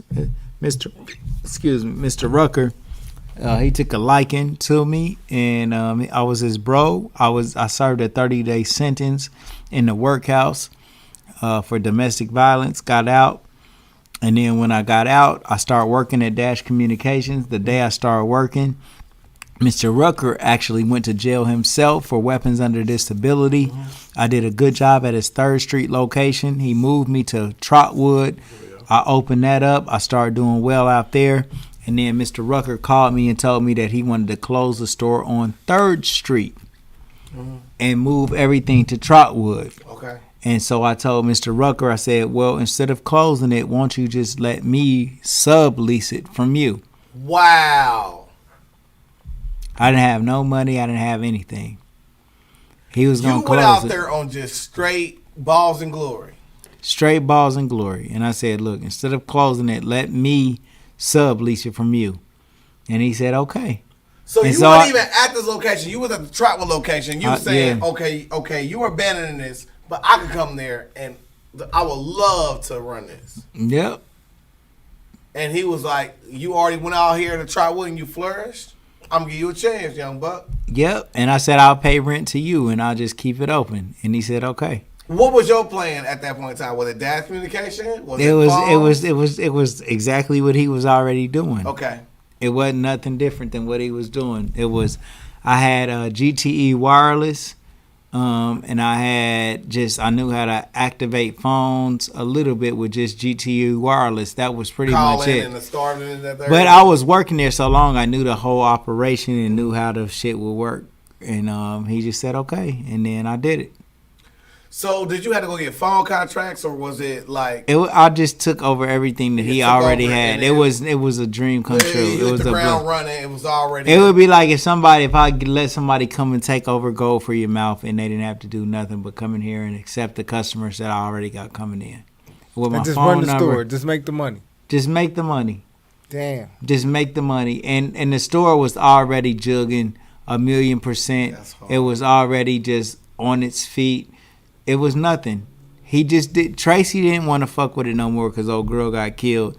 And she didn't feel like getting off the... She worked at the city of Dayton. She didn't feel like getting off there and then coming up there. She just wanted to just focus on one store. Trotwood wasn't as violent. Trotwood was it was seemed like it was a better opportunity because people there had more money. So at this point in your life, you went from being homeless to now a business owner to a certain like. I was a business owner. A business owner. Okay. 1,000,000%. Yeah. I was the business owner there, and I never ever thought anything different of myself. Is that I now own this business and I'm gonna jug. And then I had a person in there who is Daryl, the pager man, who was more major than what I could ever be. He was more major than me at that point. He was leasing the space inside that store.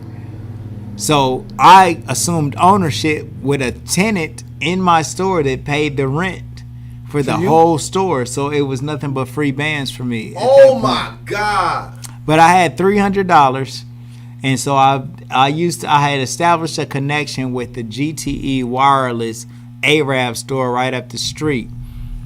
I went to them and bought 10. It might have been my bro from New York High Styles. It was either New York High Styles, but I think it was Well, you did Mike. business with both of them, but you don't know which one was first. Yeah, but I went and took my $300 check that I got paid from Dash Communications and reinvested it in phone cards. And then that first day I made $700, and because I did a bunch of activations. I did a bunch of shit that didn't have nothing to do with me selling them phone cards and made my shot in the money. arm of that hustling of me putting my money up. I'm putting it all on the line. All phones I was selling. I knew to connect for everything that I needed to get my phone, chargers and batteries and phones and all the other little shit that I needed in order to make the little twos and fews. And it was just nothing. I mean, man, Mr. Rucker plugged me straight into the socket. So pause in this Yeah. story. I want to ask you again because I like my favorite part gonna be me coming back to the same question over and over again. Get my camera. So like this right here is my favorite part in every part of this story. At this point, what is your goal? What is your ambition at this point in time? What is your outlook? What is your plan? To just fucking just come to the store and open that motherfucker up every day and take care of my business. Yeah, because it was so fucking fun. Like, man, my business was fun. And it wasn't nothing other than fun. I was the best person ever. Like, I was lit. I was a young nigga that had a fucking business. And it couldn't be nothing better than this, man. I was selling phones, you know? And I had the juice. And then shortly after that, Mr. Rucker would get out of jail. So now, when Mr. Rucker gets out of jail, is he thinking about, okay, now I'm out? So, like, how long did Mr. Rucker do?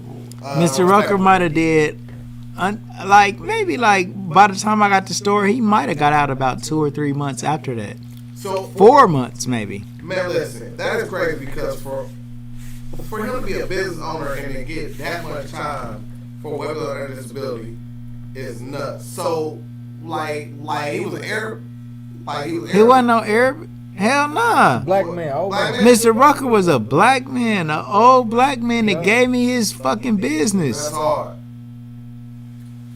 He's the best person in my life. He did the most for me, more than anybody else in my life. Complete stranger. I knew Mr. Rucker too. Mr. Rucker is the best king ever. I don't care whatever else he did in his life that might be fucked up. Man, my bruh, he literally set me off. And I could have fumbled or held on to it. And some people say 5 years later, some people say 23, which is me. Yeah, I'm still here. All because of Mr. Rucker. Wow. All because he changed my life, the trajectory of my life. I held on to that shit I never let it go. So, Mr. Rucker was the legendary handshake that you needed from heaven. Mr. Rucker gave me the store. And then I mean, when he came home, like what was the temperature like? Like he used to come in the store and sit with me sometimes, and he never asked me for the store back. I always thought that he could. I always thought that he might, but he never did. He went to his store in Trotwood. He closed it down. It didn't work. It wasn't no good. And he still came to my store. He never was like, man, let me get my ball back. Never. So what? So how did you get into gold teeth from the? So once I had Dash Communications, and it was all right. I told Mr. Rucker that I wanted to start doing gold teeth because there was a girl named Dina Pullen. Dina came to me and said, Smedge, you got a location. Let me get one of your rooms from you, bro, and we're going to do gold teeth out of there. I said, bet. It's OTF. It's, you know what I'm saying? Let's get it popping. Cell phones was the best shit ever. I didn't want to do gold teeth. I didn't even think that it was comparable to me doing cell phones. Look at us now today. But go ahead. Yeah. So. Still ain't. Because the niggas still got more cell phones than gold teeth. I got 2 cell phones and 1 pair of gold teeth. But Dina had brought her friend up. The person she was getting the golds from was a bro named Tony in Alabama. She had moved down to Alabama and got this guy. So she called him and told him, hey, man, it's a bro that want to do golds up here in his store. It's a good location. Let's do them. We going to rent out a room. When he came up here, she said, come up here and check it out. So he came up here and checked it out. He met me. When he met me, when he got back to Alabama, we made a deal that the girls was going to get a room, you know.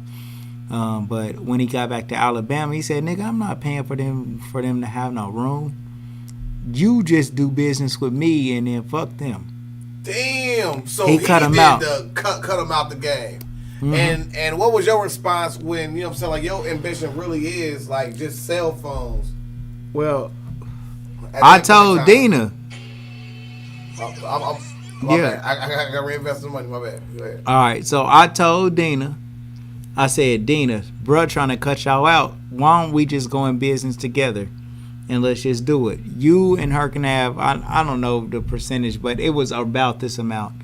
Y'all have 75%, I'll take 25%, or y'all take 80, I'll take 20, something like that. So you still didn't completely cut them out, even though I gave him the most. I said, look, he trying to play y'all just so y'all don't have to pay rent. So y'all just don't pay rent.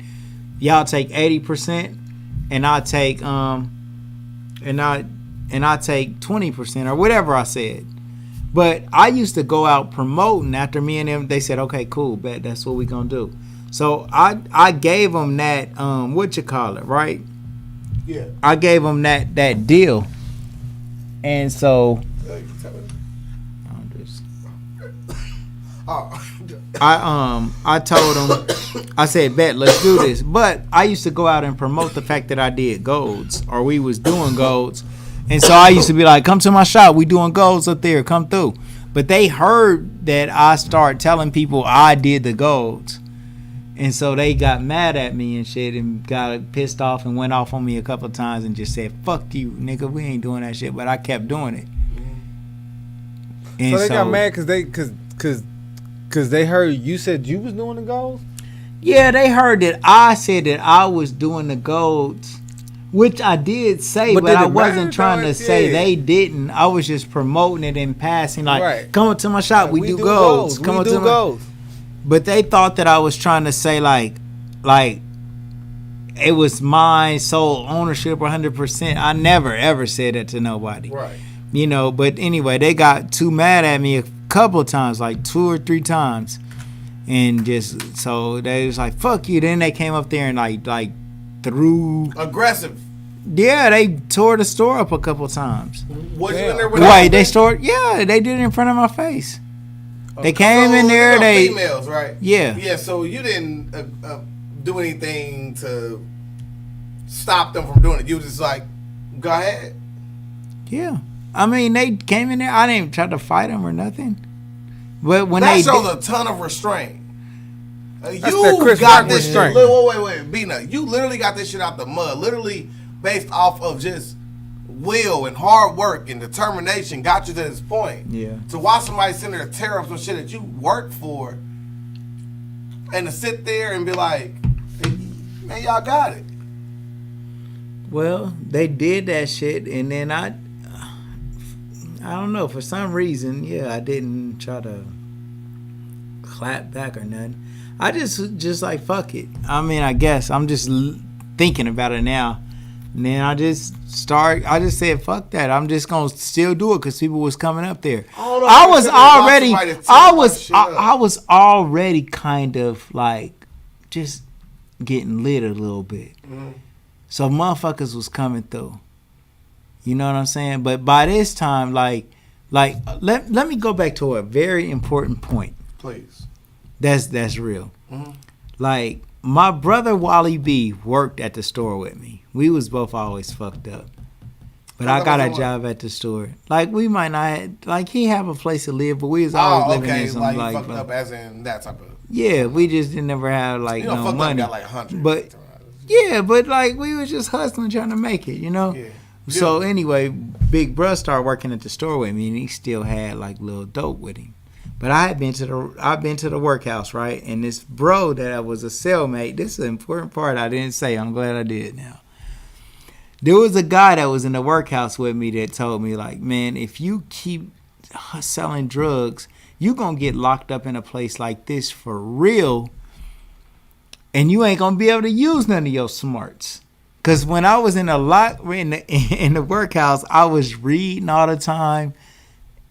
For some reason, it was just like I was just like somebody that was just like too educated to just be there. Kind of, but I wasn't that important either, you know. Like I don't know, for whatever reason, he thought he should tell me, nigga, because I had did I have my store?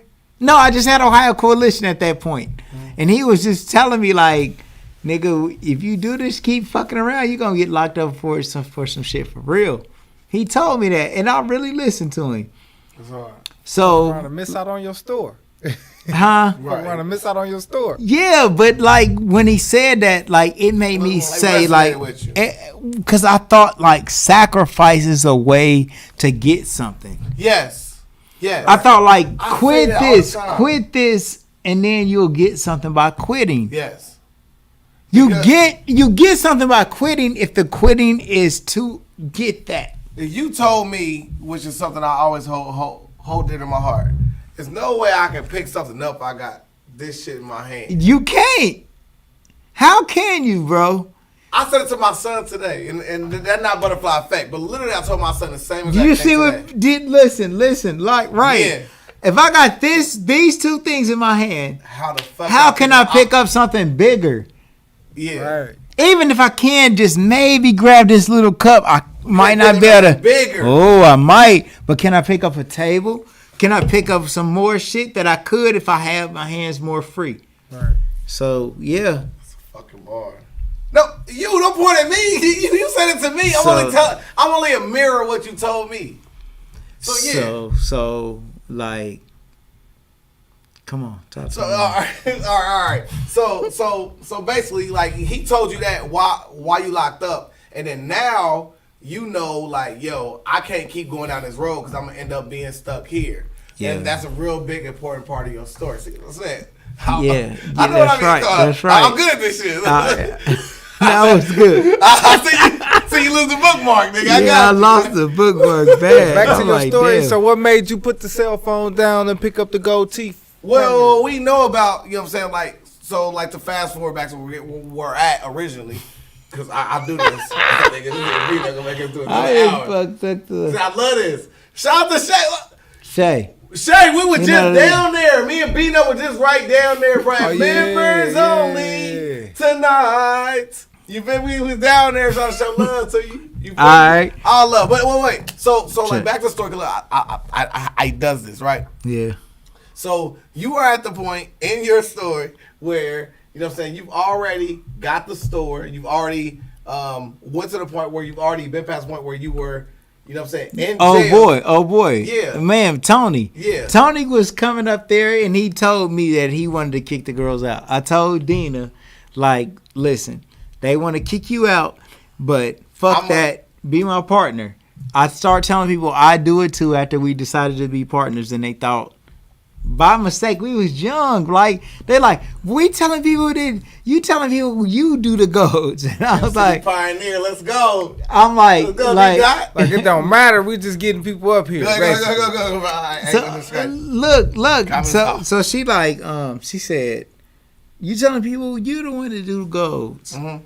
I'm like, basically, I'm like, no. I'm gonna tell everybody to come to the store. Yeah, she like, fuck that. So they told me twice. They heard it again. That was done with this shit. And so after they went crazy on me.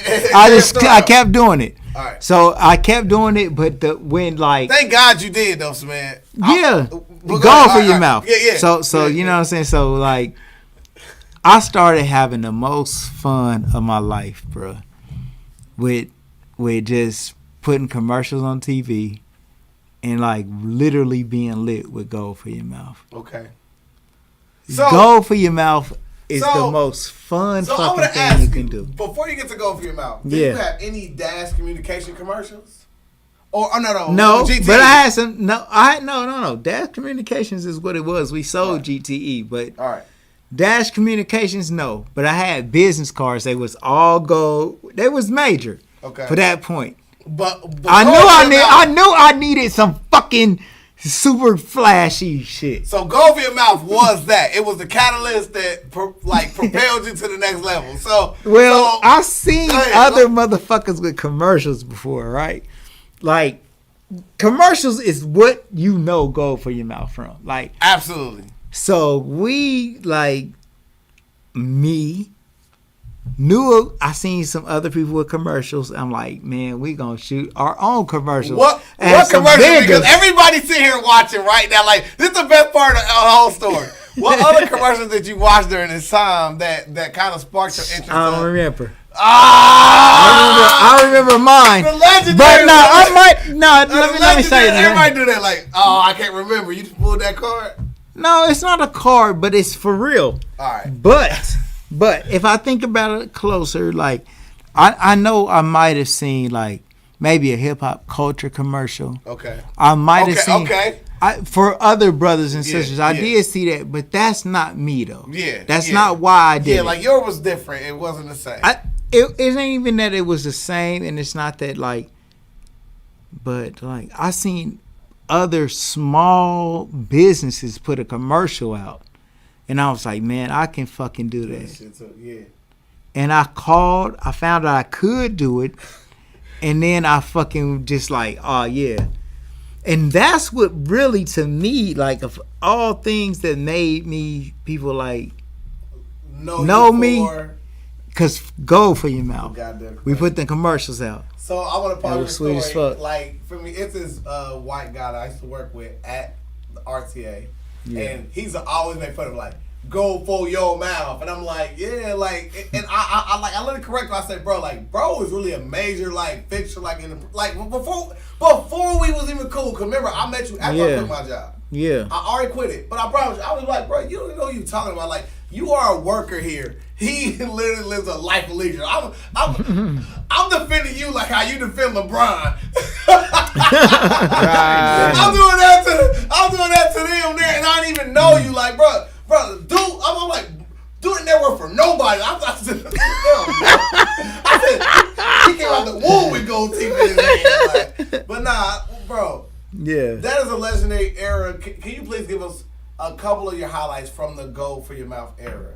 Because I think we can just break things down in eras, and we can kind of get a lot of your story, but not all man, you know it. what though? Honestly, like as far as like awareness, right? Awareness, you aware of gold for your mouth, like in like 1999, you know. Yeah. But others are aware of it now. Yeah. So the me saying that is to say, like the era is alive. The era right now. That's hard. Okay. The era is right now. You wearing this fly right now? Nigga be like, yo, can I get some merch? Well, it ain't the shirt, and it ain't. It's calls. It's customers. It's people. That food. That the nostalgia around it. that comes through. Mm-hmm. Every day. Mm-hmm. So, like this is something that's not like some people scoff and others no. Like it's just something that people like and we fuck with it. He said he about to pull up. About to pull up. Get out. Come on, pull up. Pull up, That would be so cool. Pull up, bro. I swear to God, bro. got to. I love Herb. I love Herb, bro. Twan, pull up, bro. Look. All right. Damn, that would be. Yo, that's crazy. That'd be crazy, bro. Damn, because Herb is a major part, and we ain't too far from it. Yeah. All right. Herb is a major part, bro. He a king. I got so much shit. I got so much shit we gonna pull up. Go to that era. Look, we got Ohio Coalition. Other than that, is the Blackjack and Lil Herb era. That's next. But let's put the bow on Go For Your Mouth era, which you can't because Go For Your Mouth is still everlasting. Still and tell us why it's still expanding. Oh, nice. Off the backboard. Off the backboard. Well, check. Like, Go For Your Mouth is not an era, right? You know what I mean? Go For Your Mouth to me is something that it is. How can I? Like, Go For Your Mouth was gonna be here forever. Mm-hmm. And Go For Your Mouth is the best. Like, it's cool as fuck. You know, you gotta just, it's a vibe. Mm. You know, I think that's what I want to say. Like, Go For Your Mouth is a whole vibe. Okay. Metaverse, everything. Like, man, we have a metaverse location where you can get golds on your avatars, and people want to do that. And a lot of people like it, man, especially on an avatar, because you don't. It's nothing that you got to do. So, and the selfies in there are crazy. And if you want to see some of that information, please just hit the hashtag of Metaverse, Instagram, or on Instagram. You can also my bros. Yeah, Metaverse Gold. No, it's Gold For Your Mouth _Meta. Yeah. So just go and check out some of the videos. We shooting a movie in there and shit. And my avatar page is Dapper Dashes. Yeah, you know what I mean. So at Dapper Dashes on Instagram, man. So Go For Your Mouth era is everlasting, but we also had a key part in there, which is mouthpiece. You know what I mean? So like with the music and look into the Lil Herb and the Blackjack era, man.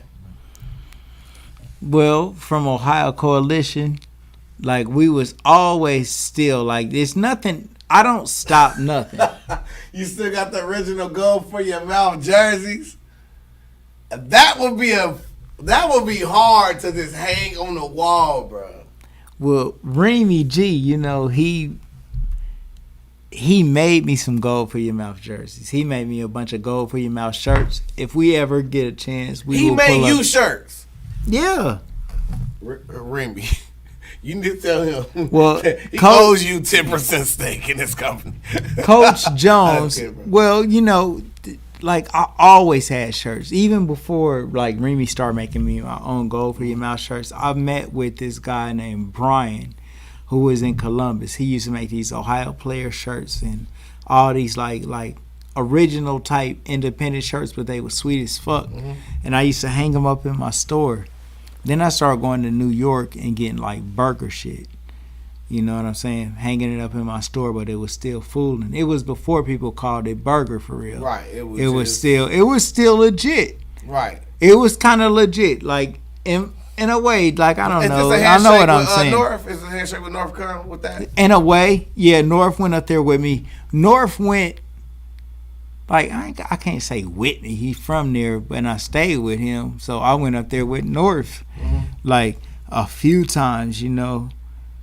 But I went up there on my own too.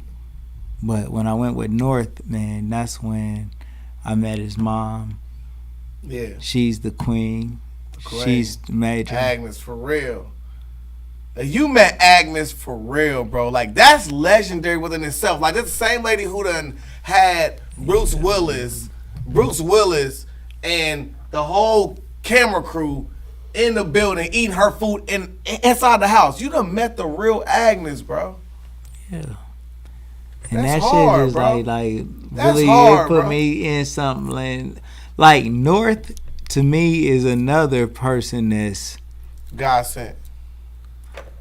Yeah, but you know who have I talked about when I got the story yet? Yeah. What? It's what two things. Like, first story with North. We got to talk about North, and then I got to talk about Hood. Yeah, because that's a legendary handshake that we have to have on here. Before Urban Blackjack. Okay. When I first got Gold for Your Mouth popping, it was because I made commercials and because Hood. Where'd you meet Hood at, bro? We gotta find out where Hood come from, because I swear to God, Hood is an alien. He came out of the sky, and somehow you stumbled across this alien, and he walks around and looks like a black man. Where did you meet Hood at? A Hood came to me. Okay. Hood came to me. Hood came up to the shop and was like, bruh, like, let me take your picture and shit. I'm going to make a flyer. I said, all right, bet. I had on a Coogee shirt, a Burger Coogee shirt that I bought from New York with a hat. With a hat. And then, like, he took my picture and shit. And he brought it back up. He had put like a picture, some sweet little flyer shit, baby flyer, with some text. Yeah, okay, you like. And I was like, ooh, that's fishy. It wasn't nobody else that had no shit like that. So I was like, yeah, man, I need that. So that ever since he did that for me, I like me and him been brothers. He's like, yeah, we gonna keep working together. Cause he was at the shop right down the street at Homeboy's Music. He was down there a little kind of, but it wasn't so solid like all the way. I'm like, bro, you come up here and one of these rooms. What the fuck? Some way, I don't know how that really happened, because I was still like, yeah, kinda, and somehow it just happened without, like, boom. It got to fruition. Man, this was my brother. Right. Like, no, right? This is my brother right now. Mm-hmm. This, man. Yeah, every step we're moving the same direction. Well, Hood, like, peep this, check this out. Like, here we go. Hood knows. Out of everybody else, Hood knows how special I can be. Okay.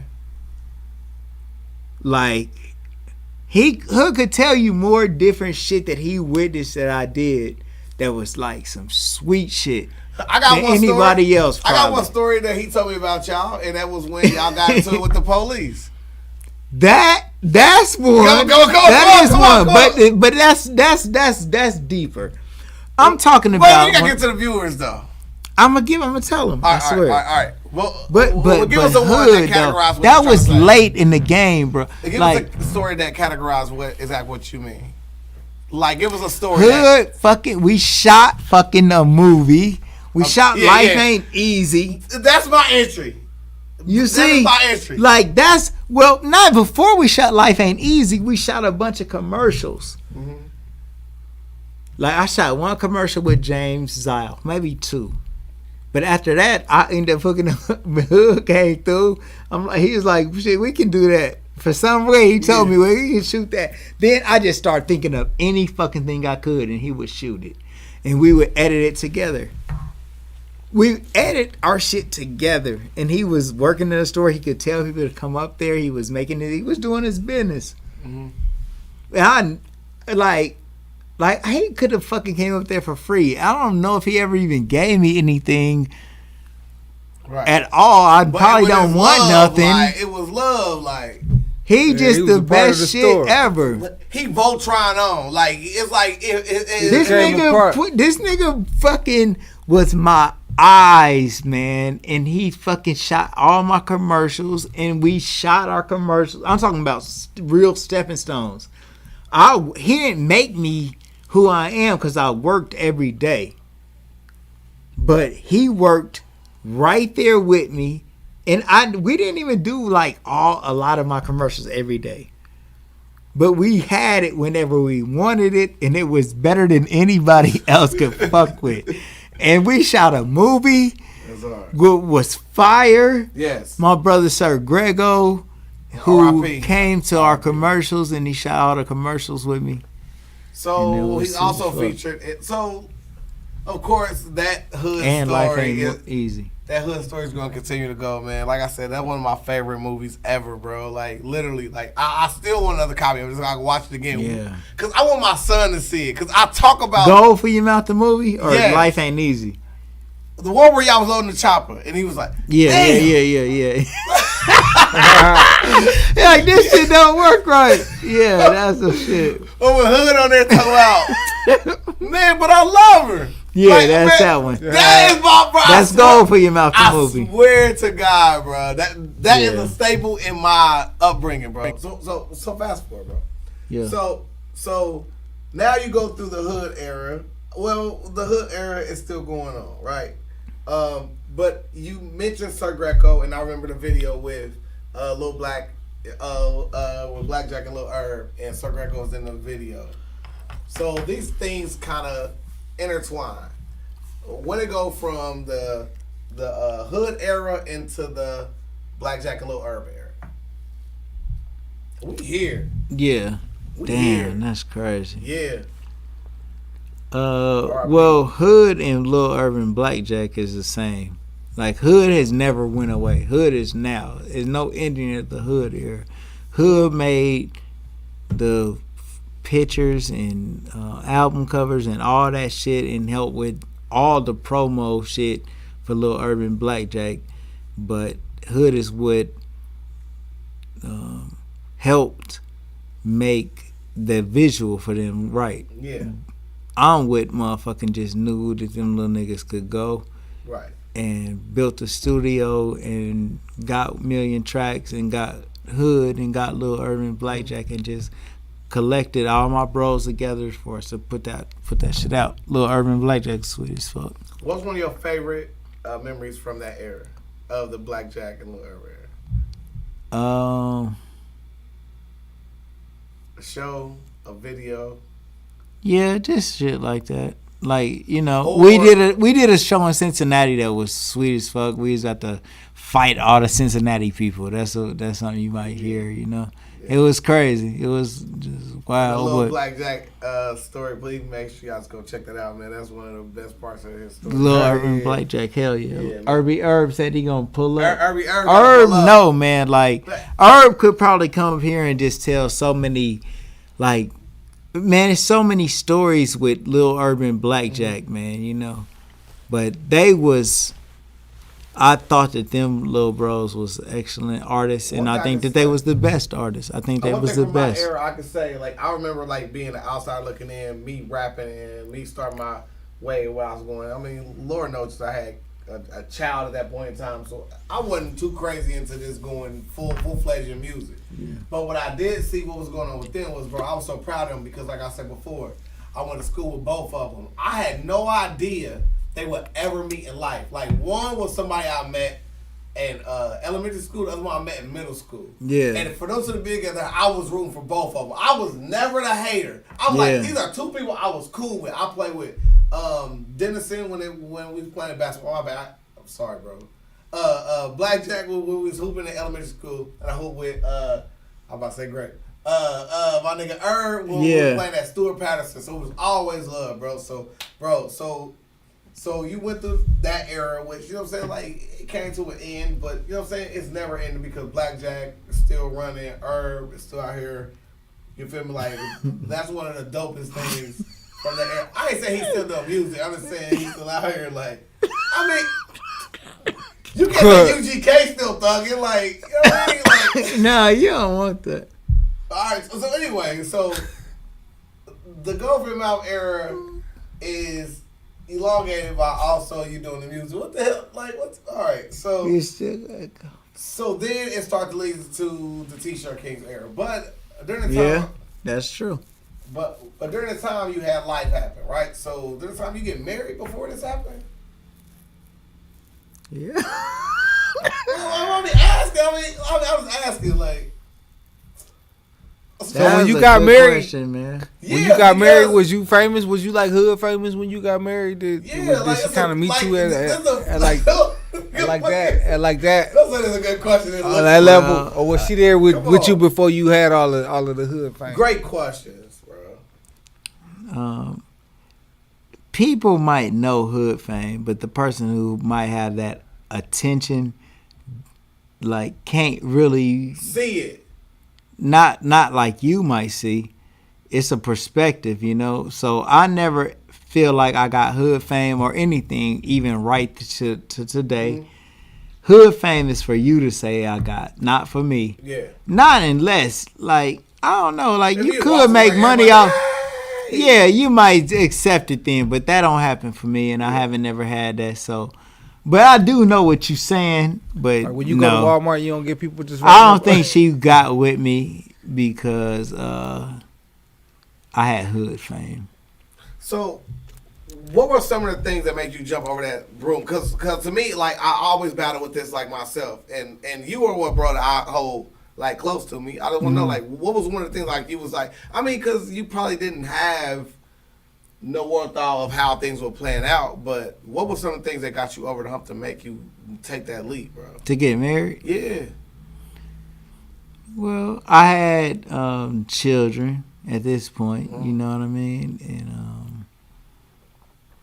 I didn't feel like I should get married and have more children without me just having some type of commitment. Okay. Like, you go through different just like scopes of consciousness and how you feel, you know. And I did want to always be a good father. Like, I do want that. Like, that is my main goal right now. There we go. You know, and then but working, you try to be like a good father through working and providing. But, you know, can you provide for all? Attention is providing too. And so you might not never get a chance to be the best you want to do, you know. You lack somewhere. I do. I lack places. And so, like, I don't know. Like, I got married because I wanted to try to, like, be better at that. I loved her. Love the woman that I married. Like, with you being vulnerable like that, I want to be vulnerable too. Like, this is the main reason I don't want to have another child. I feel like I gotta spread my time between the kids I already got. I ain't got no time whatever. To do nothing. Well, this is the thing. Like, your eyes open to different situations after you do them and think back. But back then, I just thought that was a good start to marry this woman I'm about to have a child with. Okay. And I loved her enough to do it too. That's the thing. Like, everything was seemed right with it. All the paperwork checked out. Yeah, I didn't, like, if you love somebody, you'll marry them, man. You don't even got to check out all that shit because you love them. It might be foolish to the outside, but you still love somebody and you marry them. Right. And then later you might say, I shouldn't have married them, you know. I shouldn't have did that. Now you know that, or now you think that, or you see that. Hindsight 2020, as they say. Yeah, but people change and shit. You change. You might feel like divorcing. Like, but it's not right to do that. But I did get a divorce because of her. So, but I also want to ask you, right? Because, like, I asked you multiple times during this podcast of your walk with your faith. So, to get married, were you now actively seeking religion? No. What religion were you in? Oh, yeah. Okay. I was about to say, because you can't get married without you believing in something like a higher power. I mean, well, you probably can. You can. Yeah. I mean, you can. Everybody does. I seen it.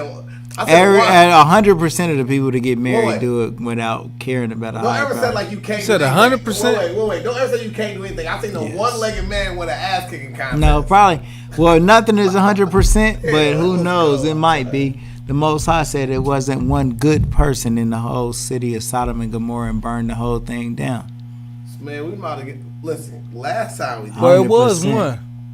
What? But was it?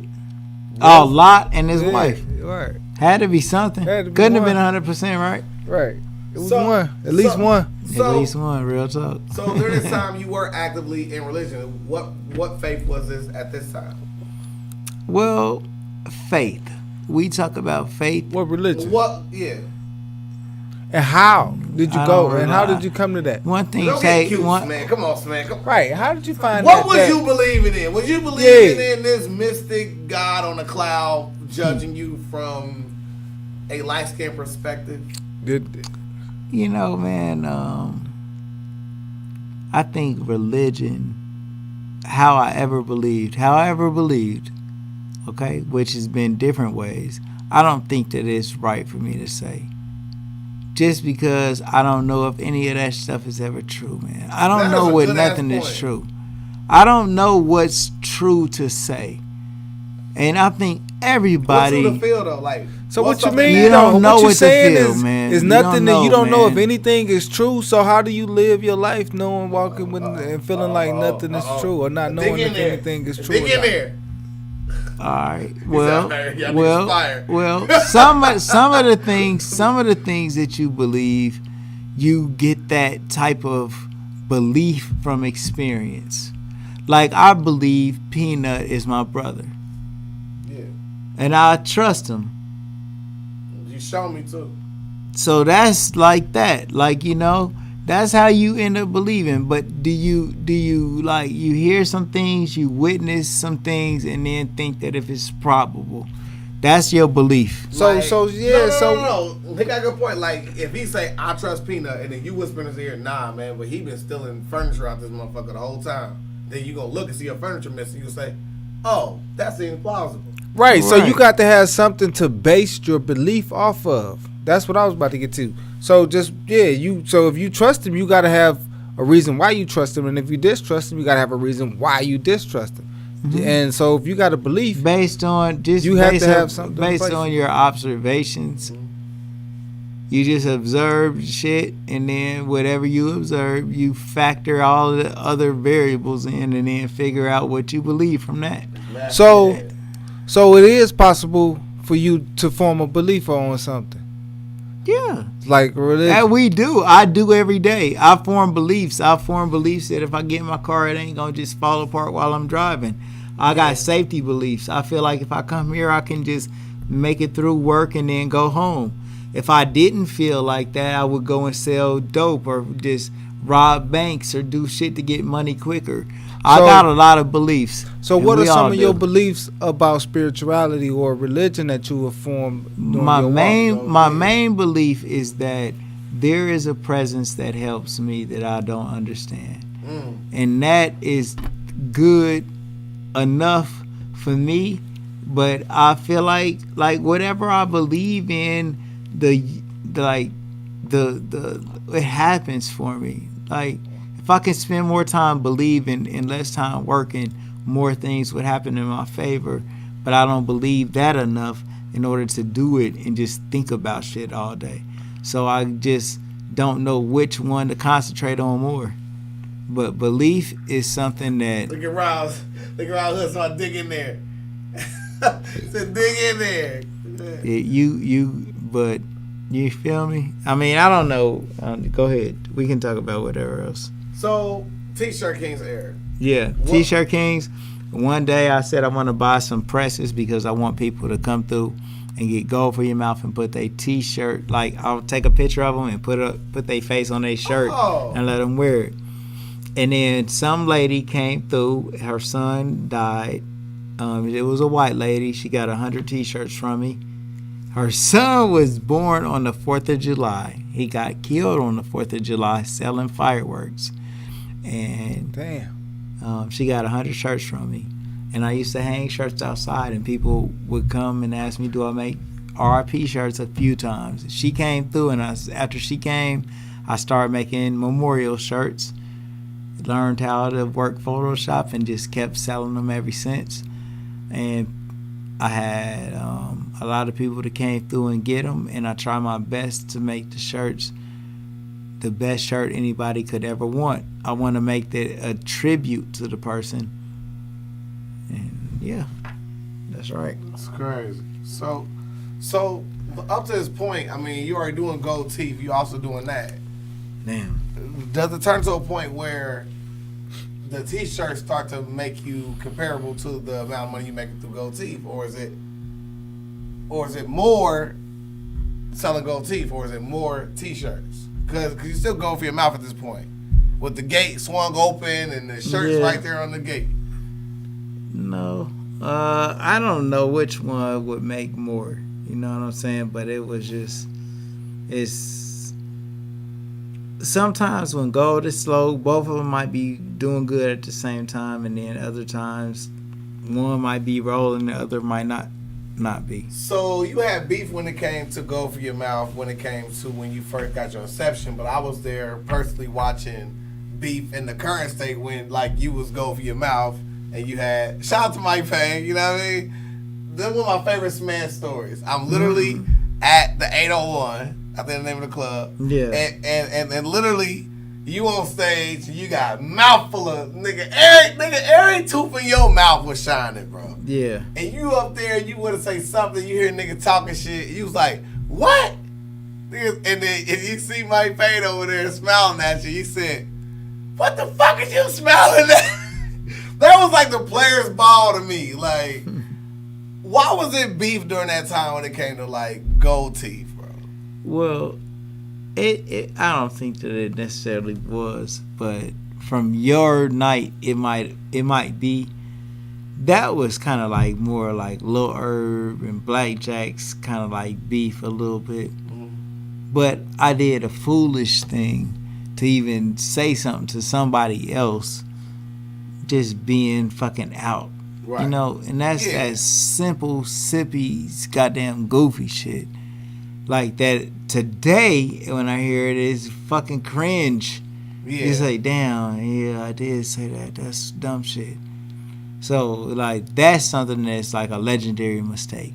Wow. Just like an act of foolishness. And any nigga that goes out into a club and fights somebody, or says something to somebody, or reputation somebody into a crowd is a foolish motherfucker. That's hard. And if you do some dumb shit, you a dumb motherfucker. And don't ever think you ain't a dumb motherfucker when you do some dumb shit just because some other dumb motherfucker applaud you from doing dumb shit. Like, no nigga should do dumb shit and be celebrated. That's stupid fuckery. That's hard. That's facts, bro. No, it's hard. Truth. Especially with the Will Smith situation. Fuck Will Smith. I'm talking about like other shit that's dumb shit. If any nigga does dumb shit, you did dumb shit. Like, that shit ain't cool to do dumb shit. Like, and it ain't for cool, real, man. You ain't a whole dumb motherfucker. You ain't a whole dumb motherfucker. Everybody knows they did something. But you just did some dumb shit. I hear evil shit just being passed along from bros to sisters. Like, everybody just like celebrates the more evil. The dumbest shit. That shit is the worst shit ever. Celebrate that dumb shit. That's one of the reasons so why. So now we're here to celebrate some of the good shit, which is like Camera Kings. Camera Kings. Yeah, we're the Camera Kings and then also Delivery Kings. So let's talk about the kingship right now. Let's talk about the things that we celebrate. We're not gonna keep talking about the things that weren't the most positive light. Shout out to Mike Payne. You know what I'm saying? Like, it's all love. All love. But that Mike Payne love you, King. You know what I'm saying? And that stupid ass shit was weak as fuck. That's hard. On me, you know. That's like, hard. Man, I'm going. That's right. hard, bro. That's hard. So the inception of T-shirt of Delivery Kings, because everyone I went with you, everybody all want to, bro, man, Delivery King. Oh, are you tired of hearing that about Delivery Kings? Are you tired of hearing? So wait. So tell us what it was first. Okay, yeah.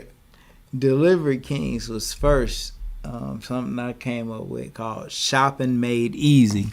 Shopping Made Easy was where I would go to the grocery store for an elderly family or somebody that couldn't get out and about themselves and bring their groceries to them. Yeah. But only a few people called me, and I was like, man, fuck that. I'm going to deliver everything.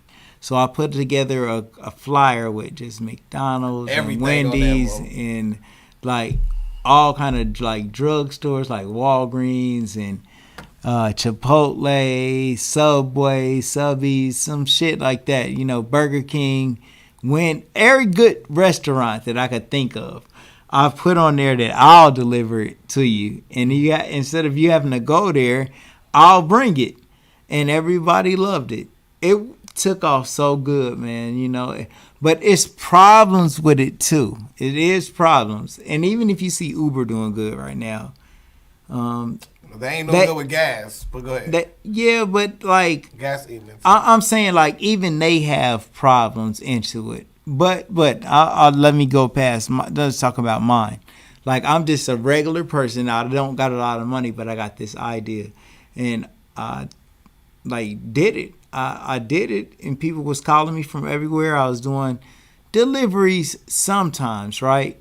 But when it get busy, it's too busy for one person. But when it's slow, it's kind of like, damn, you paying people for no reason. And I'm doing it by myself, but I delivered everything. You know what I'm saying? So it was kind of hard. Like you had to have enough money to lose if you could lose a few million, right? Lose that, and then you'll come back once, and you'll come back and make like a 50 million, a billion maybe. But you did talk to somebody about this idea, and do you feel like your idea was stolen?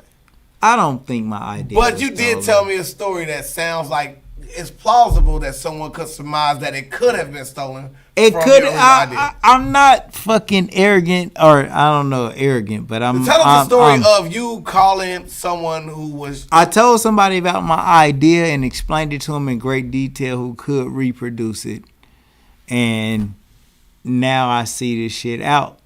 But What did he say? I don't know No. that it's the person I told at all. One part that I felt that was the most prolific part was that you said you told him the idea and he tried to downplay it like it wasn't nothing. He told, no, he didn't play it like it wasn't nothing. He said he loved the idea and thought that it was major. But me and him got into a dumbass, like, little argument over the phone. Yeah. But I didn't start it and I didn't buy into it, but he disagreed with me and act like it was a big problem when we was on, right after I told him the idea. It could have been staged. What was the argument? Well, I said that I was gonna take a picture with my camera phone, and he said like, oh man, like he's like, why would you take a picture with your phone? We was talking about my business and how he liked it and everything was good, but the It made it conversation, seem like phones weren't gonna be the wave of the future kind of thing. it was just extra. Like it was some other shit he said. He just seemed like he bickered with me over some fuckery. Did he say? Did he say anything like I'm gonna get back with you in the dash, or I'm a? I don't remember what happened, but my main point is that I remember the disagreeable climate of a conversation that started off good, but he picked something over something normal. Taking a picture with your phone. So to move a little bit forward, hopefully, you know what I'm saying, that I mean, of course that's a longer story than anything, but you probably heard that shit 100 times. When did you get bit by the coaching bug?